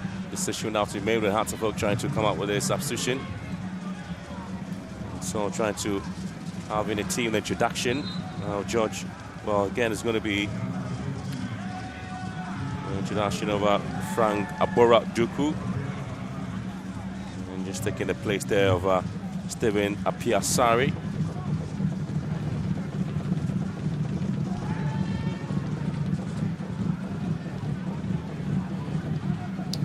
That could be a huge tactical switch there, huge one, because throwing on Frank Abora Duku means that Hearts of Oak, you know, have got 2 number 9s on the pitch, and, you know, per the indication I'm getting, perhaps Hamza Issa could be drifting a bit to the left-hand side. the 4-3-3 hasn't really worked to perfection for them, because you have the Heart of Lions, midfield and defense working so hard to block the passing lanes and also nullify the strength of Stephen Apiasari, who's been taken off, and then also Maoli Wayo at the right hand side. So you're wondering perhaps they could go with a 4-4-2 diamond, at least having Hamza Issa play off the shoulders of these two attackers maybe. Again, there's going to be a decision there by the coaches to ensure that there's a bit of rotation and quality play. Seems to be a concern there for Lions is H.A. Dogley, who's been guided out of the pitch there after picking up a little bit of a knock scenario, which could also alter the play there of Heart of Lions. Yeah, he's been by far their best player this afternoon. A very calm play on the ball, so difficult to dispossess. Spain practically their playmaker, makes it so easy for them to build up from the back. And that injury, if not next, could really be a huge blow to Lions. Down to 10. Lions now after the exit of H. Dogley, who's been treated on the pitch. Meantime, Heart of Oak would have to strike off any other attempt there by Lions to see if they can push forward. Maoli Wayo charging here. And cleverly he's been taken off the speed there by Ishmael Ado. And this time they have space, and the numerical advantage is just playing in their favour. Now with H. Dogley still on the sidelines receiving shipment. That was a good solo run there by Maoli Wayo. Not really seeing the best of him, but that's what he loves to do. Plays with so much energy. That run from deep nearly causing problems.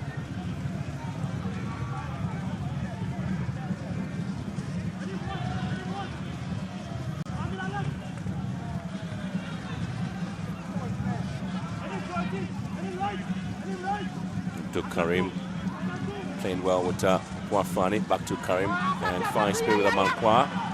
Looking to advertise a cross into the box once again, and repelled by Yao Danso. But again, it's been won beautifully by Fauzi Ali. And Lions seem to be currently all over the place trying to win by possession. Huge put into the box there, and the referee really calling for a break in that game because there is going to be a foul there. Only while meantime there's some bit of tempers flaring up by Damu and Efsin having to go at each other at the moment. It's a bit heated. No, it's been from the first half. We've seen it, especially with Baba Damu, a bit more physical. We've spoken about the fact that he never drops his guard. Always physical and aggressive. The makeshift left back for Heart of Oak.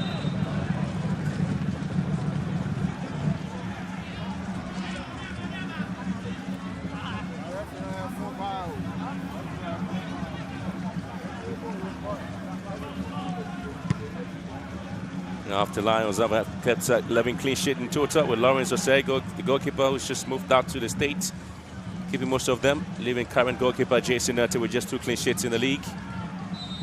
He's conceded 6 goals in the last 5 matches, been imposed there for Heart of Lions yet again. Another decision going against Heart of Lions, and fans showing the concern and not really happy about it. Yeah, they aren't, but it's just so typical of this game. The shrugging, the physicality a bit. Yeah, but I think at that point it was the advantage just played by Robert Musi. Ball sent in once again.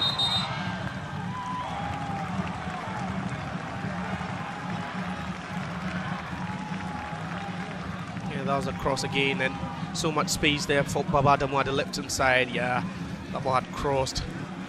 I've gone past the byline. And anytime he moves into an attacking position, you expect a very, very good whip, a very good delivery into the box. But it's been so difficult getting him there because Heart of Lions are working extra hard to prevent all these balls into the channels.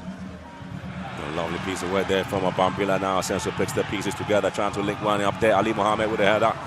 And counts H. Dogley is back on his feet now. H. Dogley goes round his man. H. Dogley squares one to the right hand side. Hands out for an offside, but the referee says no.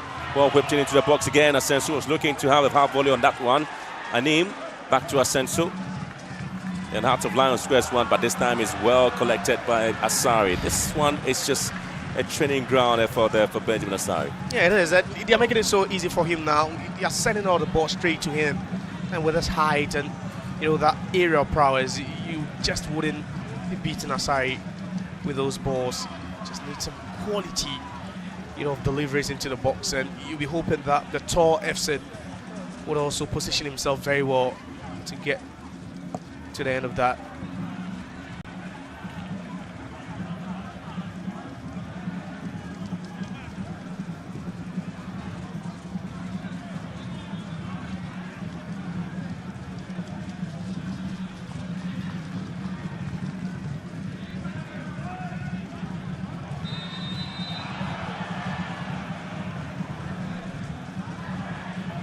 And the offside flag really going up against FC. A fraction offside there.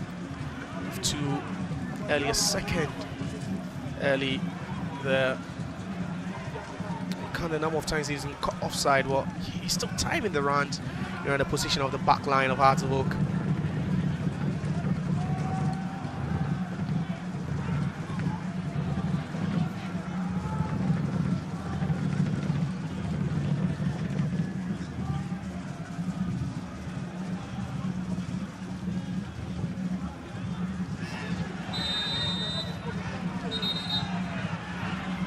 much of a physical game there. Fazi Ali is a player who's been fouled there by Mohamed Hussein, and so still trying to have a work there with referee Robert Moshi. He's been lenient for some time, and that's the word of caution to him. The next one definitely will attract a booking.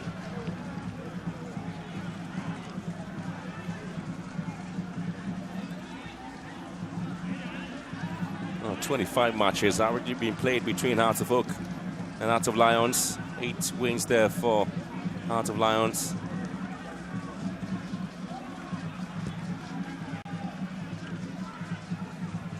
Eleven wins there for Hearts of Oak. 6 of the games there have been a draw. Interestingly, the Hearts of Oak's visit here to Glando has been 9 visits so far. 3 wins for them, 3 draw and 3 defeats. It's their 10th visit here to the Glando Stadium. And we're trying to make sure they have the 4th win here against the Glando lads. As there, you have Brillant moving in. Asenso goes into the box now, and there's Benjamin Asari have to pick this one. And nearly lost that second ball there. They've been late to react, Hearts of Oak, in this game as far as the second balls, are concerned. Again, good run there at Bambila, but no one trying to get to that one. Asenso nearly, get into it. Should have been dangerous for Hearts of Oak.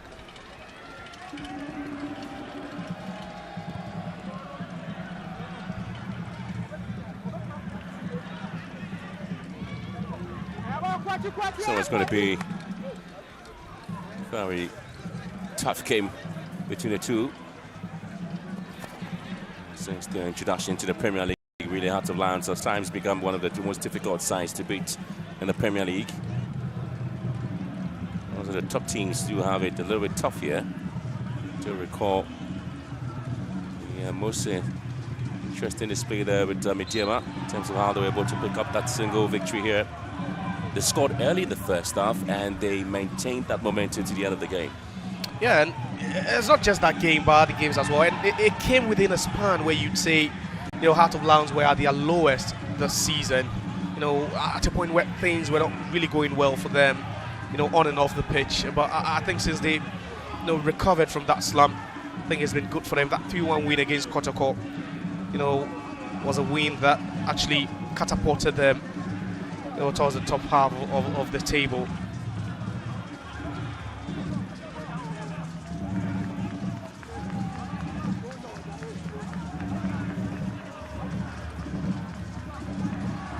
The best of play there from Moses Saidem. Now Mohamed Hussein and now Baba Damu Maliwayo for Hearts of Oak. Now the Phobians having Abdul Karim dragging the ball down to the right hand side. Frani gets support there from Asari, and here comes Ali Mohammed.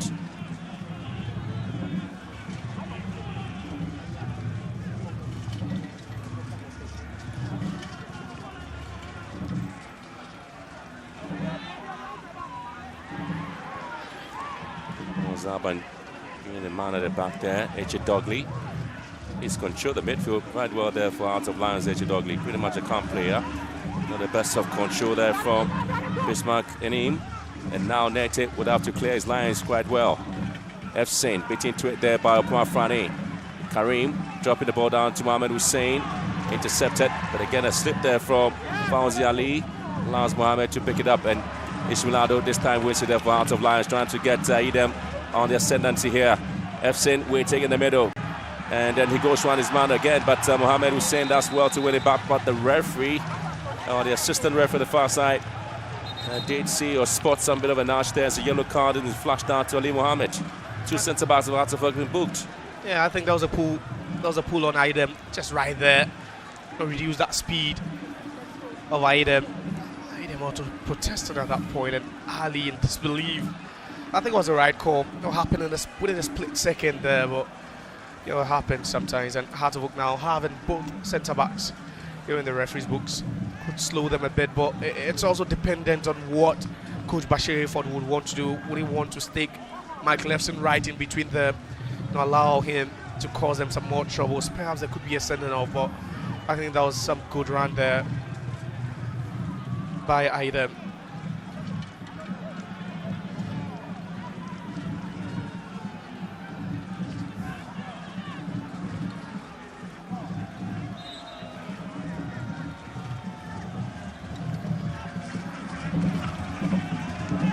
Set piece opportunity now for Hearts of Lions to deal with the Hearts of Oak would have the defensive lines well set up to handle this set piece. Tell you what, the players are looking to see what exactly will be coming out of this. Yardan Sus being the expert set piece taker there for Hearts of Lions. Another ball swung into the box there. A band goes in, bit in, and then it's going to be yet another attempt to hit this one. But not again the best way to play that from Ismail Bambila. He fails to hit that clearly. That ball forced cleanly to him. Could see Alban going up there to protest for it. It was Amponsa also trying to narrow that space for Bambila. You talk about Lions players who've gone missing practically the whole game, and I think Bambila has been one.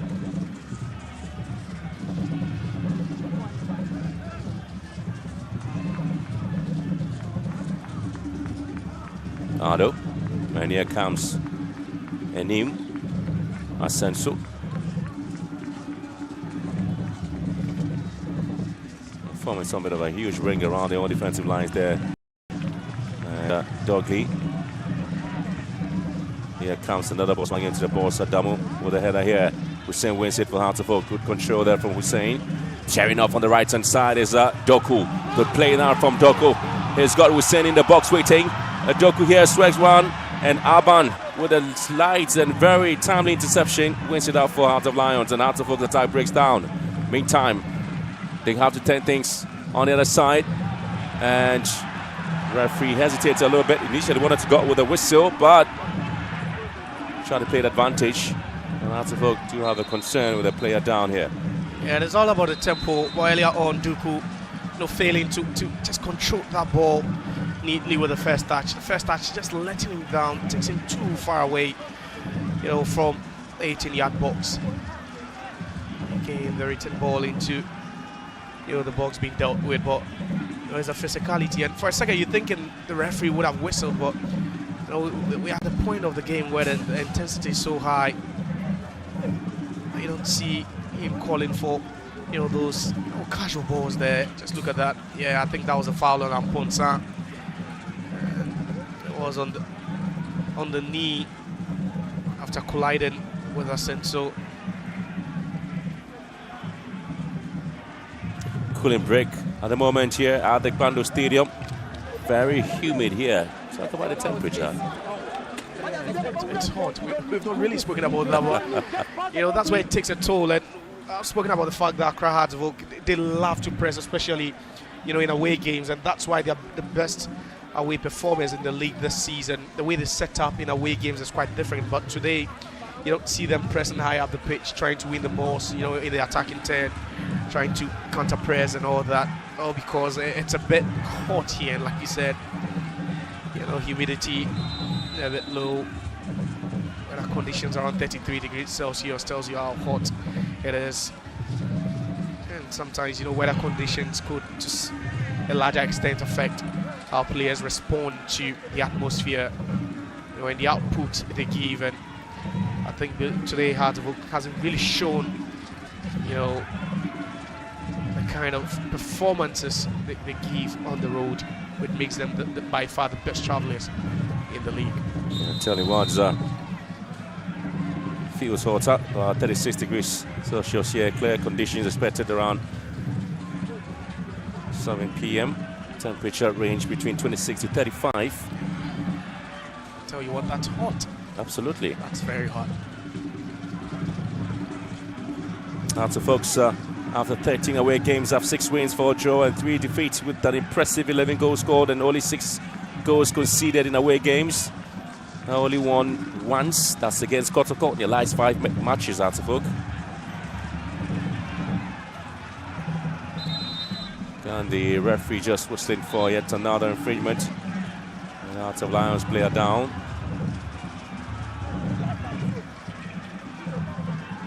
Approaching. Yeah, but isn't happy. He's not happy, with that tackle, that nudge on Echedogli right from behind. It was Abdul Karim who was instructing Echedogli to get up on his feet. He's got to be the most tackled player in the game, isn't he? Yeah, I would agree with you. He's suffered the most fouls so far. He's gone off to receive treatment for about 4 minutes. And that's due to the fact that he's seen most of the ball for Hearts of Lions this afternoon.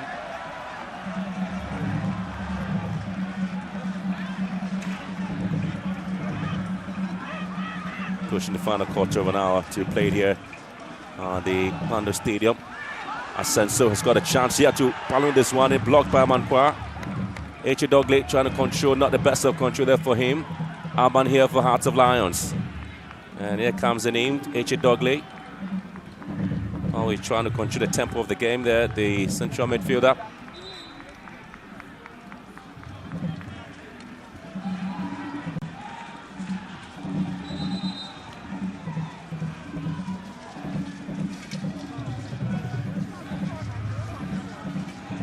Three goalless drawn games against Holy Stars, Brecon, Chelsea and Betchem United. And a 2-1 defeat to Gold Stars. One of the defeats that Hearts of Oak really not impressed at all with the team's performance on the day.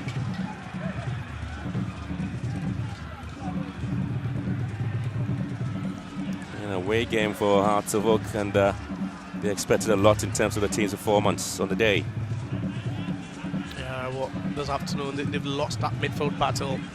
We have 3 players in midfield: Hussein, you have Punk Sign, then also Abdul Karim all losing. It's just that double pivot of Ishmelado and Echedogli. Into the last 15 minutes of the game. And D. Dramani can't afford to yet again have another goalless drawn game in the Premier League.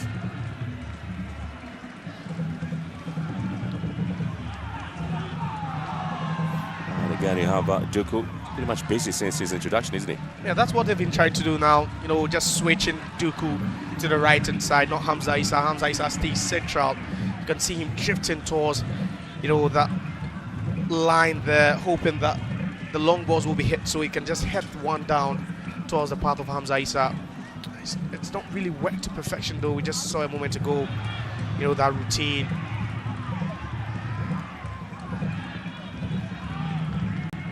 Abdul Karim, and here comes Baba Damu. He has been shoved up the ball there by Yidem.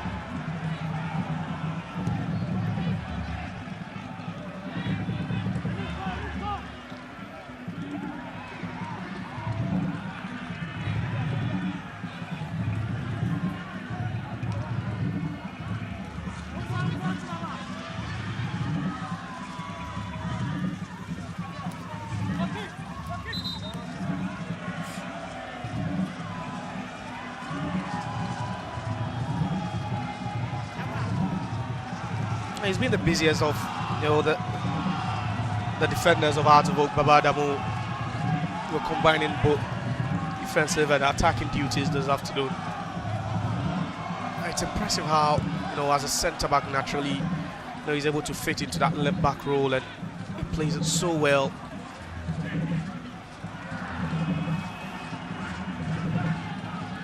Sometimes you just look at how Lions have dictated the pace of the game and yet again have not shown any of the efforts at goal in terms of the ball hitting the back of the net. Then Mohamed Hussein also picks a yellow card. It's been coming. The last time it was, a foul on Arban. That was where the caution went to him. It was a word of caution, but this time I think the referee has been far too lenient with him, and he had to go into the books of the referee. Hussein, so industrious, worked so hard, but I think in this game his first touches has let him down a couple of times. Poor first touches, being tasked to play as that number 10 to link the two midfielders and then also the attack. We've not seen most of that. He loves to operate in those tight spaces. I'll tell you what, you've got 3 players of Hartlepool on a yellow card. And your last game played. Now the red card and your captain, Kelvin Osesibe. And there comes the opportunity now for Heart of Lions. As they try to find space there, ball whipped in by Pampila. And it just skying that effort there. At least the kick off a play over Hartlepool, so that's a corner kick. Yeah, that deflection, good call by the referee. That could have been a thunderous strike if that one had been on target. Just shot one to a knee. I think Hartlepool players do so well to just rush and block it. Again, you talk about the movement in and around the 6-yard area.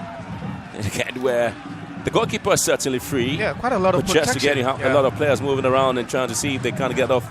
And yet another player has gone down and looking for the call of the referee there, but he has the courage to get up and continue with the game. I tell you what, it's becoming a very interesting game, especially when it comes to set pieces here.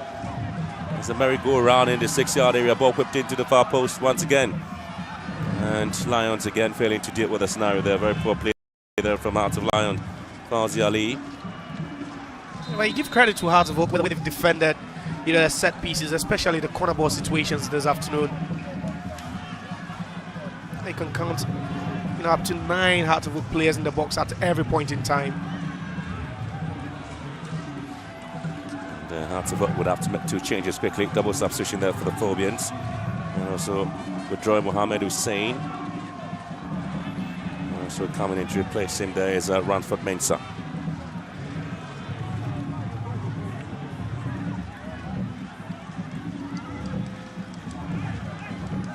So those are the changes there. Ranford Mensah himself did play in the last game against Holy Stars, sat out today. And I'll be given a chance to play a part now. Just to play in the left full back position there for Hartlepool.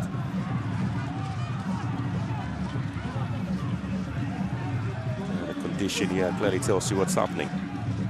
Yeah. It could be an interesting, last 10 minutes for especially Hartlepool. Ransford Mensah, the natural left back, would rather play as a left midfielder for the remainder of this game. Yeah, Echi Douglas midfield. The last 10 minutes or so in the game. And the referee really is going to have yet another card. So Hartlepool, right full back.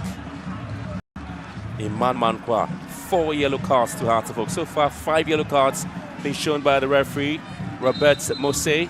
4 of those going to Hartlepool. Yeah, 3 of them being defenders.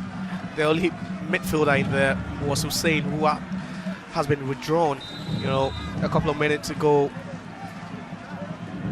Now you have 3 of the 4 defenders of Hartlepool in the referee's books now.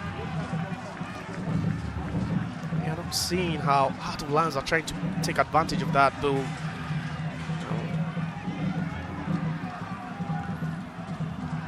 Come on.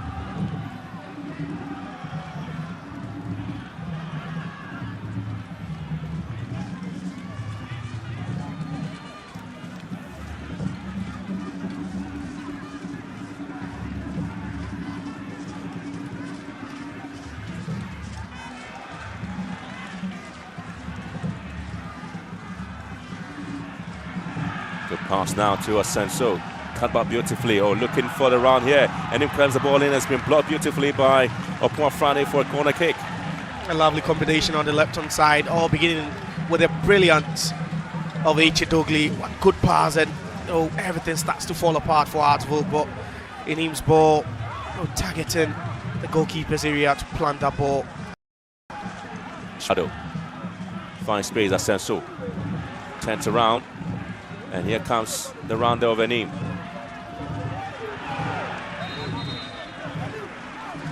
Well, again, very poor play there from the left full back Enim. Yeah, Bashir Hayford is not happy at all, especially when you've had limited chances in the attacking third, and he had so much time and space. Another injury concern for Hartlepool. It looks like another Mankwa has picked up and up. Yeah, again, a concern there. Hartlepool have made how many changes so far, and Hearts of Lions yet to make a change. It tells you how Hartlepool are struggling under the weather conditions currently. It's a bit hot. We've seen the players a bit boisterous sometimes, a bit more aggressive. 4 yellow cards for them. One of the recipients, Hussein, taking off already for Paku. I think they're struggling this afternoon. They're really struggling. They've not really created anything meaningful up front. Just one shot on target all game. They've not tested Jason Nete enough. He's been on a virtual holiday since making that save of Mauli Wayo's header in the first half. 3 changes so far for Hearts of Oak. 3 changes. And Hearts of Lions have kept the first 11 yet to change in the game. Trying to make sure that they have the team right. I tell you what, it doesn't really look likely that Mankwa is going to come back after the injury. And so that's going to be the 4th change there for Hearts of Oak as well. So you're going to throw in Yao Mankwa Befi. Emmanuel Mankwa out, and another Mankwa is going to come in again. Hamza Issa. And he's been fouled there. Should be a yellow card offense. Again, the referee can see that to be a clean tackle from Yardan. So as Dramani tried to rally his team to be more efficient and effective. Yeah, on the transition they've been a bit slow, wasting too much time here. A second or 2 wasted. You had players running into positions. Hamza Issa decided to go for the 10, and the 10 again. The frustration, from Didi tells you. So the last 5 minutes of the game plus at a time. Hearts of Oak have scored the same number of goals too, just the same number of goals conceded. And interestingly, no Hearts of Oak player can be found in the top 10 scorers chart in the Premier League. It's still goalless here. Fauzi Ali gives the ball away in a very dangerous area. Hearts of Oak yet to find a way to punish Hearts of Lions. Ball swung into the box now. Neta comes out, and Duku couldn't quite get into it. And Fauzi Ali once again had to desperately get the ball away. Yeah, that would have been calamitous for Bando Heart of Lions. They defended gallantly throughout the game until that error from Fauzi Ali. Nearly got punished for it, giving the ball away cheaply. Just failed to scan his area. But just look at that.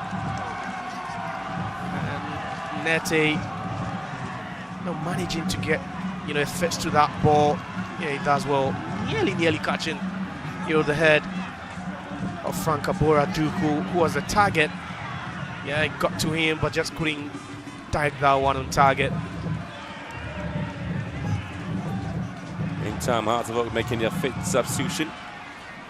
Rikweku Boateng has been introduced to replace Hamza Issa.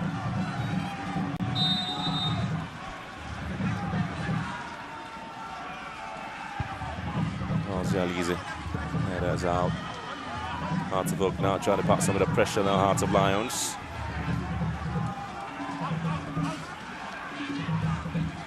Another ball to the far side again is going to elude almost everybody. Hearts of Lions preparing to make a change with Ateje, maybe introduced into the game. They've been pretty okay with a setup. I think you look at the department of Heart of Lions, and they've really played well. No exception of not getting a goal this afternoon. Here comes Idem. Looking for some of the support. That's fine, son. That's Rosetta. And yet again, the referee see that's been offside here against Hearts of Oak. To the last 3 minutes plus stoppage time.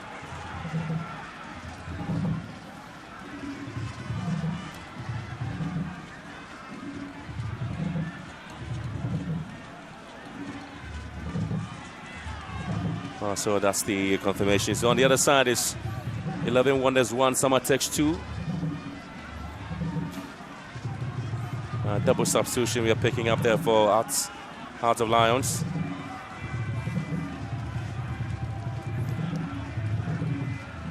So it's going to be a situation where you're going to have Kevin Asenso being withdrawn there. And so Ateje replacing him. So having a substitution where Bambila would have to be withdrawn in the game. So you're going to have Anthony Owusu. So playing the part there, just coming on the last part of the game there. Very quality play there from Lions. Trying to hold their own here. It's more like for like, at least fresh limbs.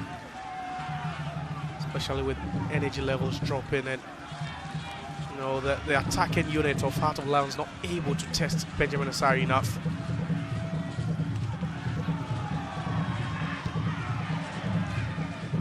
Echidogi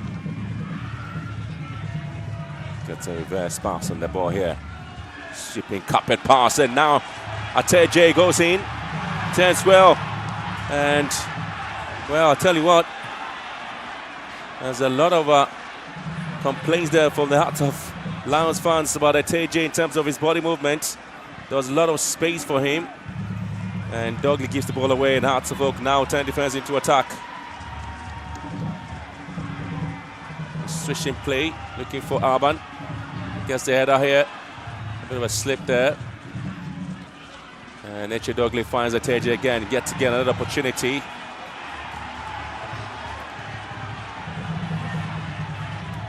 And Ishmaelado, not sure what the plan was there for Ishmaelado as we approach the 90th minute.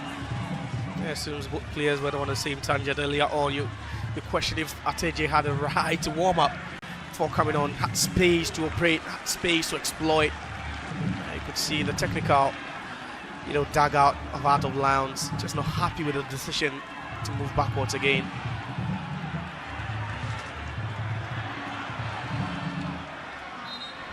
Okay, taking signals that we might be doing 5 minutes of at a time. And as much as it's been KG, you'd say Heart of Lions,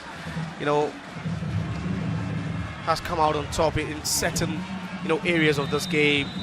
Yeah, Hearts of Oak, you credit them with that defensive solidity. You're thinking the Heart of Lions, with a dominance, in midfield and also in the attacking third, they should really have gotten a goal or two in this game.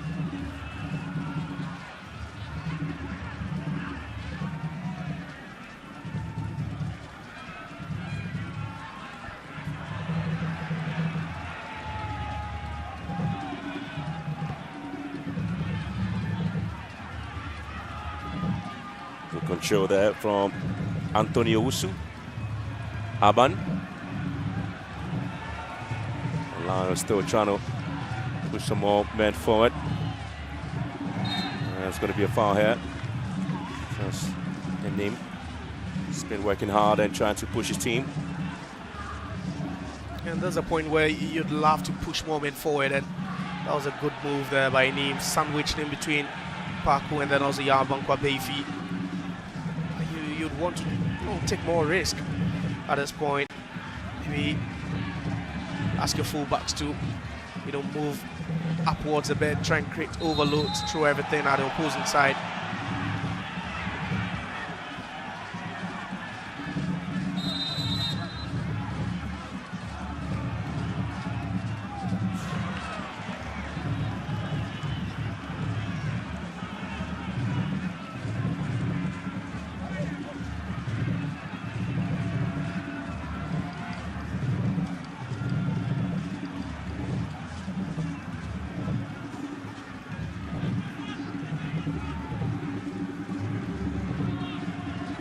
since 2006. There's 3 wins there for Hearts of Oak here. Against Lions, 2-1 back in 2006, 1-0 back in 2009 and 2012. Another win here against Hearts of Lions. We are in 2026 there. So it's going to be difficult. So it's going to be the 10th visit to Bando Hearts of Lions. And already we've seen 3 previous matches played being a draw. And I still expect to see a lot of surprise stories here. You never say there until the bones are rotting, the Phobians. Yeah, but at this pace, you doubt if they could get that. And did he live it all? Because, you know, the players are not transitioning the ball enough, especially when they win the ball and when they have to, you know, turn defense into attack quickly. Earlier on, we saw that ball from Abdul Karim, wasting too much time before being fouled. TJ now trying to free up Efsin. And he's got Opuafrani to contend with. It's going to be a corner kick. Opuafrani with a last touch on the ball there. Just approaching the end of the game. Very good recovery there by the Hearts of Oak centre-back as well. Even though he's a bit tired, you can see him. All he had to do was to just clear that one into touch. Well, they went to see the ball rattling the back of the net there. Lions out, the players in there. Hearts of Oak would have to find a way out there and hot volley. And that's again, it's going to be the Phobians trying to defend the lines there, but quality play from Hearts of Lions trying to put almost everything. Antonio Owusu with that strike there. Yeah, there was a non-drop volley there. We'll just have to lean back a bit to hit that one. You need to have that technical argument to get that, to hit it at the right angle. Yeah, he had it right, yeah, technique good, but accuracy lacking. You're wondering if Heart of Lions had actually won the game with such, you know, a goal. That would have been spectacular. It's a yellow card there to Benjamin Asari for time wasting. 5 yellow cards in the game there. It's quite a lot for, you know, Heart of Oak. Tells you how they've struggled in the game defensively.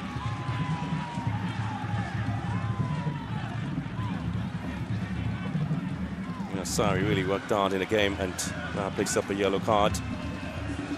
And all the centre-backs booked. And they have the goalkeeper equally booked. So with the exception of Baba Adamu, you have every single Heart of Oak defender, including the goalkeeper. Looks of the referees. And the referee is going to give yet another card. And this time it's going to be a Hearts of Lions player. It's Anthony Owusu. So that's the second player of the Hearts of Lions who's been booked this afternoon. Yeah. Not after Ishmaelado had been booked in the first half. They've been pretty decent. They've kept, you know, that calmness. When you compare 2 yellow cards against 5, and it tells you the story.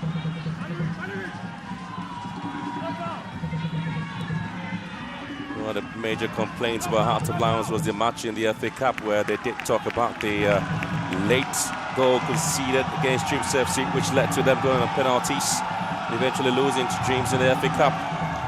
They led the game until the last kick on the day. Dreams took advantage, and Hearts of Oak once again trying to throw almost everybody into the game to see if they can salvage the 3 points here. Corner kick swung into the far post once again, and the referee spotting a little bit of a push there on the Hearts of Lions player. There's everybody up. Yeah, trying to throw it. The kitchen sink, you know, at the depth of it. It was a lovely whip into the box. You know, Ransford. Well, I tell you what, and so this will be the end of the story. The second time Hearts of Lions really have had the opportunity of making sure that they kept their home invisibility uptight in the game there. But for Hearts of Oak, they drew with Basake Holy Stars. It was goalless. Second goalless game played by Hearts of Oak in the Premier League. And this is the 20th clean sheet for Hearts of Oak and the 12th clean sheet there for Benjamin Asari. And this becomes the 12th clean sheet there for Hearts of Lions in the game in the Ghana Premier League. But then the story will continue that they still are trying to warm themselves up on the Premier League log. But for the Phobians, they know they still have a lot of work to do. They haven't scored in 2 games in the Premier League, Matchday 25 and Matchday 26. And this should be a worry situation to the man, D. Dramani. Man of the match, H. Dogley, deservedly so. He's been picked up as the man of the match. Yeah, it's been a tough one for them. Very, very, challenging game for both sides. But I think for Hearts of Oak, they'll be looking at this and thinking, yeah, we could have put up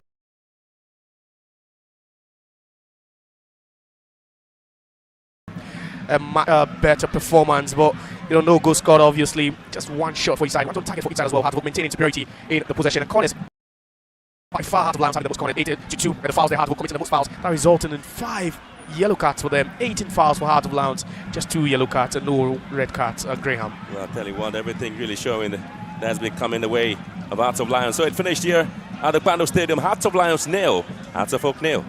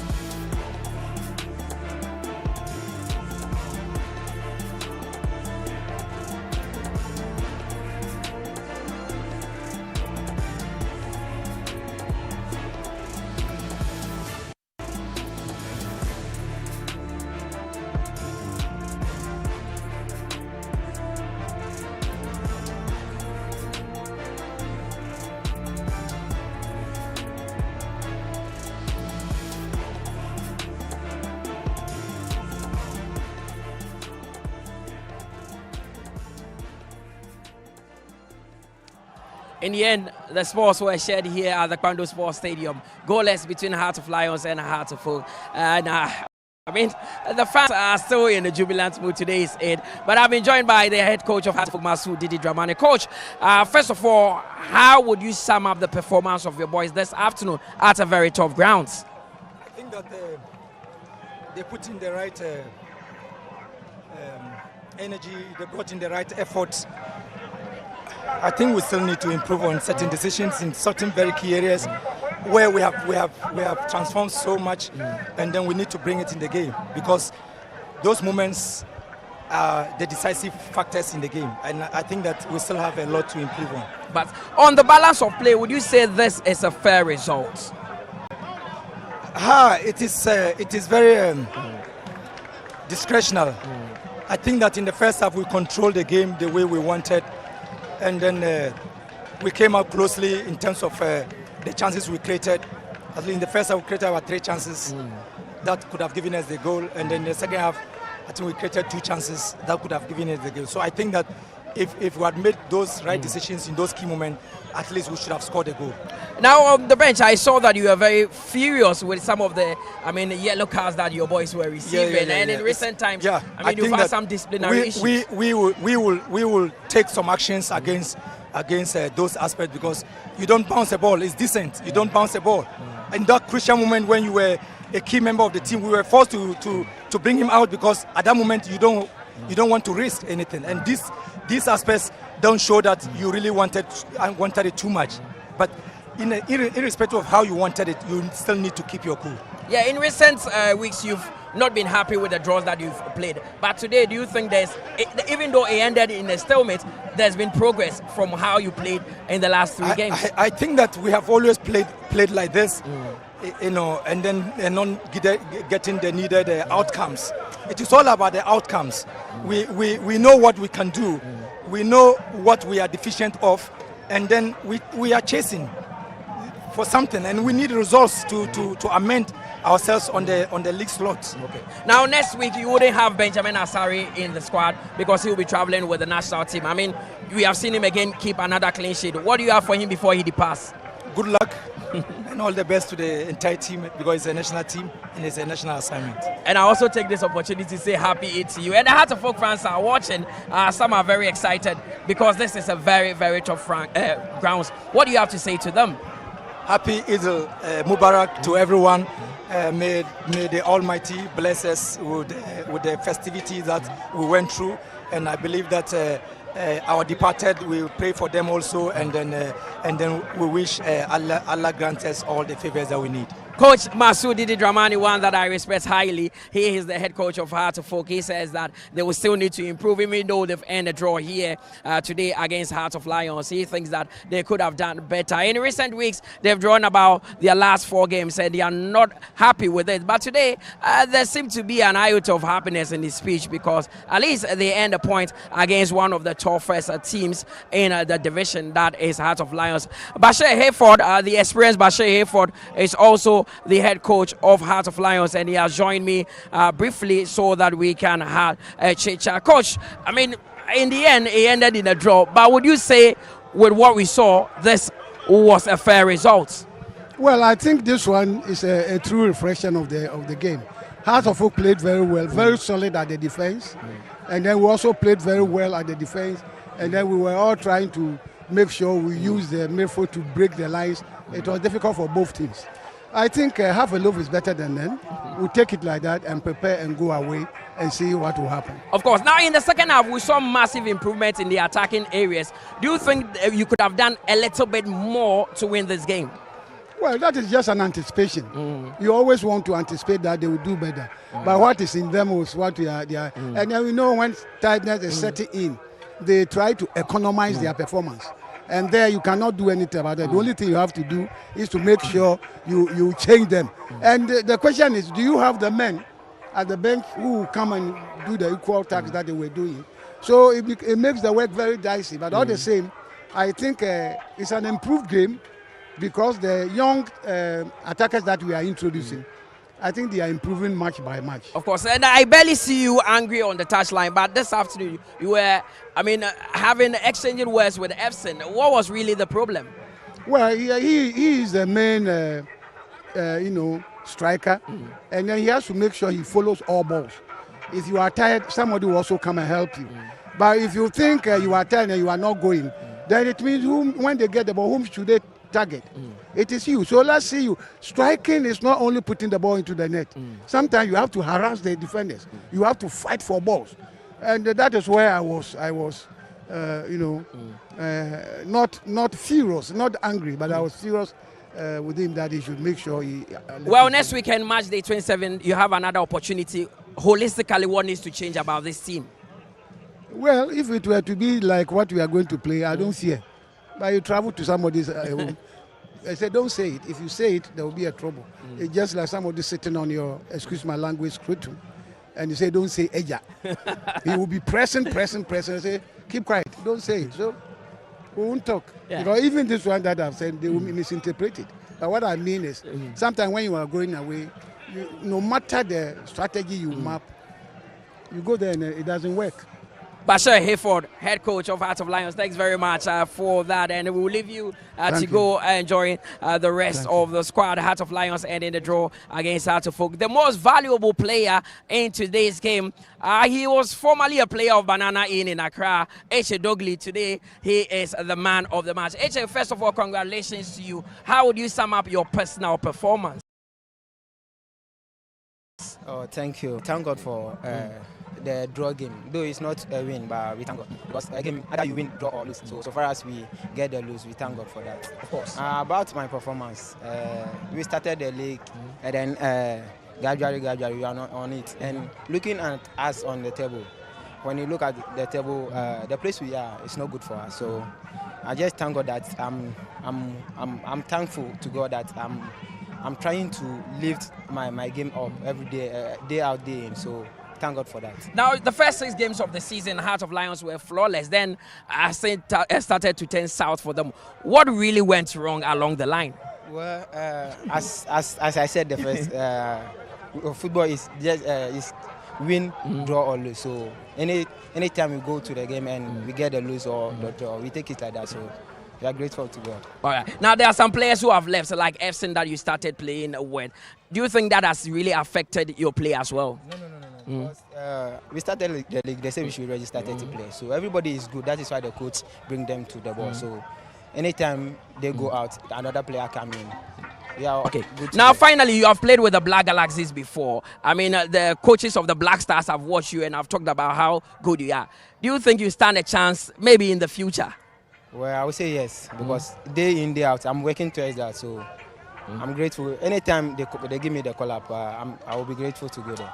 Echedogli, most valuable player in today's game. He started his career with Banana in Accra. Today he plays for Heart of Lions. He's been with the Black Galaxies, such a brilliant player, and he's hoping that one day he will have the opportunity of playing with the Black Stars proper. So Francis Aboibo Black Gators joined me again. 90 minutes of exciting football here at the Kwando Sports Stadium. It ends barring between Heart of Lions and Accra Heart of Oak. Not many chances created. It was a very, very tight one.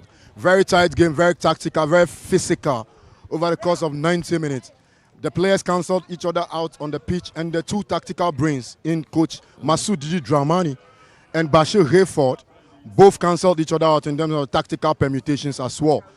It's a 0-0 stalemate here, but in the stands, we thoroughly enjoyed this game because the physical battles dotted across the pitch over 90 minutes was a thing of beauty.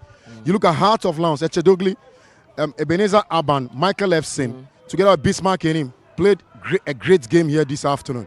You look at Hearts of Oak, Ali Mohammed yet again. Goalkeeper Benjamin Asari wasn't physically threatened that much.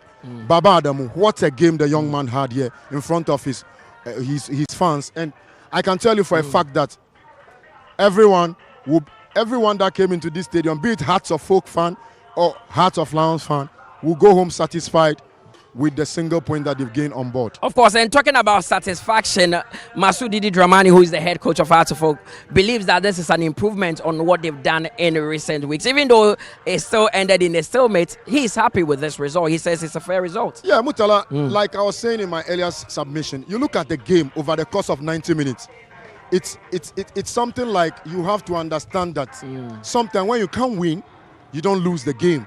And when it got to 80th minute, both teams got a clue that if you're not winning the game, then you don't have to go and lose the game.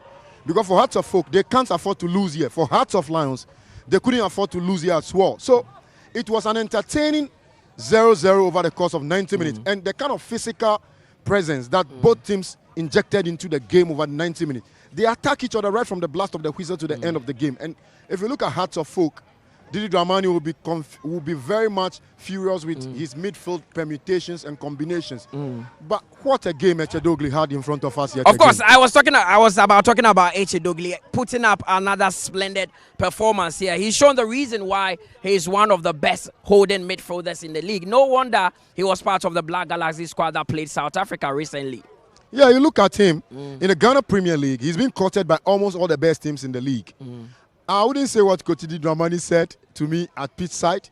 He was in an awe of the boy. He thinks he's one of the guys that if they should manage to get him to add up to the squad, it will beef up the squad, it will improve the team for them next season. And you look at Karim Zito, who openly said wherever he's coaching next season, he was always going to try to sign Echedogli to his team.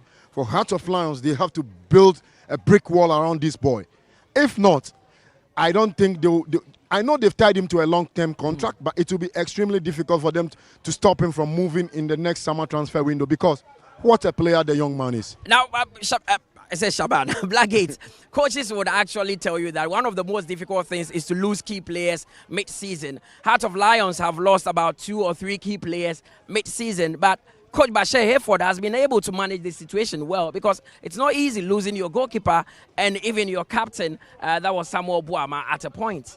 Well, you look at Heart of Lions, they've always believed in grooming, training, and then trying to give everybody the opportunity. We saw Asenso, we saw Moses Aidem, formerly of Wafa, we saw Michael Efsin, as well as Echedogli in this team. If they should tell you that these guys are having their maiden seasons in the Ghana Premier League, you won't believe it because they show you whenever they play, the quality they bring on board is to full bear. It tells you the kind of gaffer that they are working under day in, day out. And they are not even scared of the terrain in which they found themselves. And I think it's good for Heart of Lions that they have this technical man in Coach Bashir Hayford, bringing all his technical expertise and experience to come and help the team. Mind you, he picked up this team in the bottom 3 of the Ghana Premier League. Skip relegation in the first season. The second season, the team finished second. And now they are mid-table. So it tells you that the kind of experience and the kind of quality manager that they have at their disposal. And if you have a quality manager of his caliber, you can always be assured that he can groom players and nurture them and give you the final output. Two-time Ghana Premier League winner with Asante Kotoko and defunct Ashanti Gold. Bashir Hayford, very experienced. But this is where we call it a wrap with our coverage of the Ghana Premier League today here at the Kwando Sports Stadium, ending in a stalemate between Heart of Lions and Accra Heart of Oak. But there was one other game that was played in Accra. It was 11 Wonders that drew 2-2 with the Samatex. But on Sunday, we'll be at the Baba Era Sports Stadium because it's the Ashanti Derby. Asante Kotoko are back home. They are taking on Nations FC. Mind you, Asante Kotoko have never defeated Nations FC in the Ghana Premier League since they gained a promotion. So it's going to be a tight one. My name is Mutale Akubu. Thanks to Francis Aboyibo Blackgate, and thanks to you at home for doing the watching and the production team of APO, and to our commentators as well, Benjamin Willie Graham, Josiah Okokwe. Let's meet on Sunday at 3 p.m. for Kotoko against Nations FC. Happy Eid to you as well, and enjoy your evening.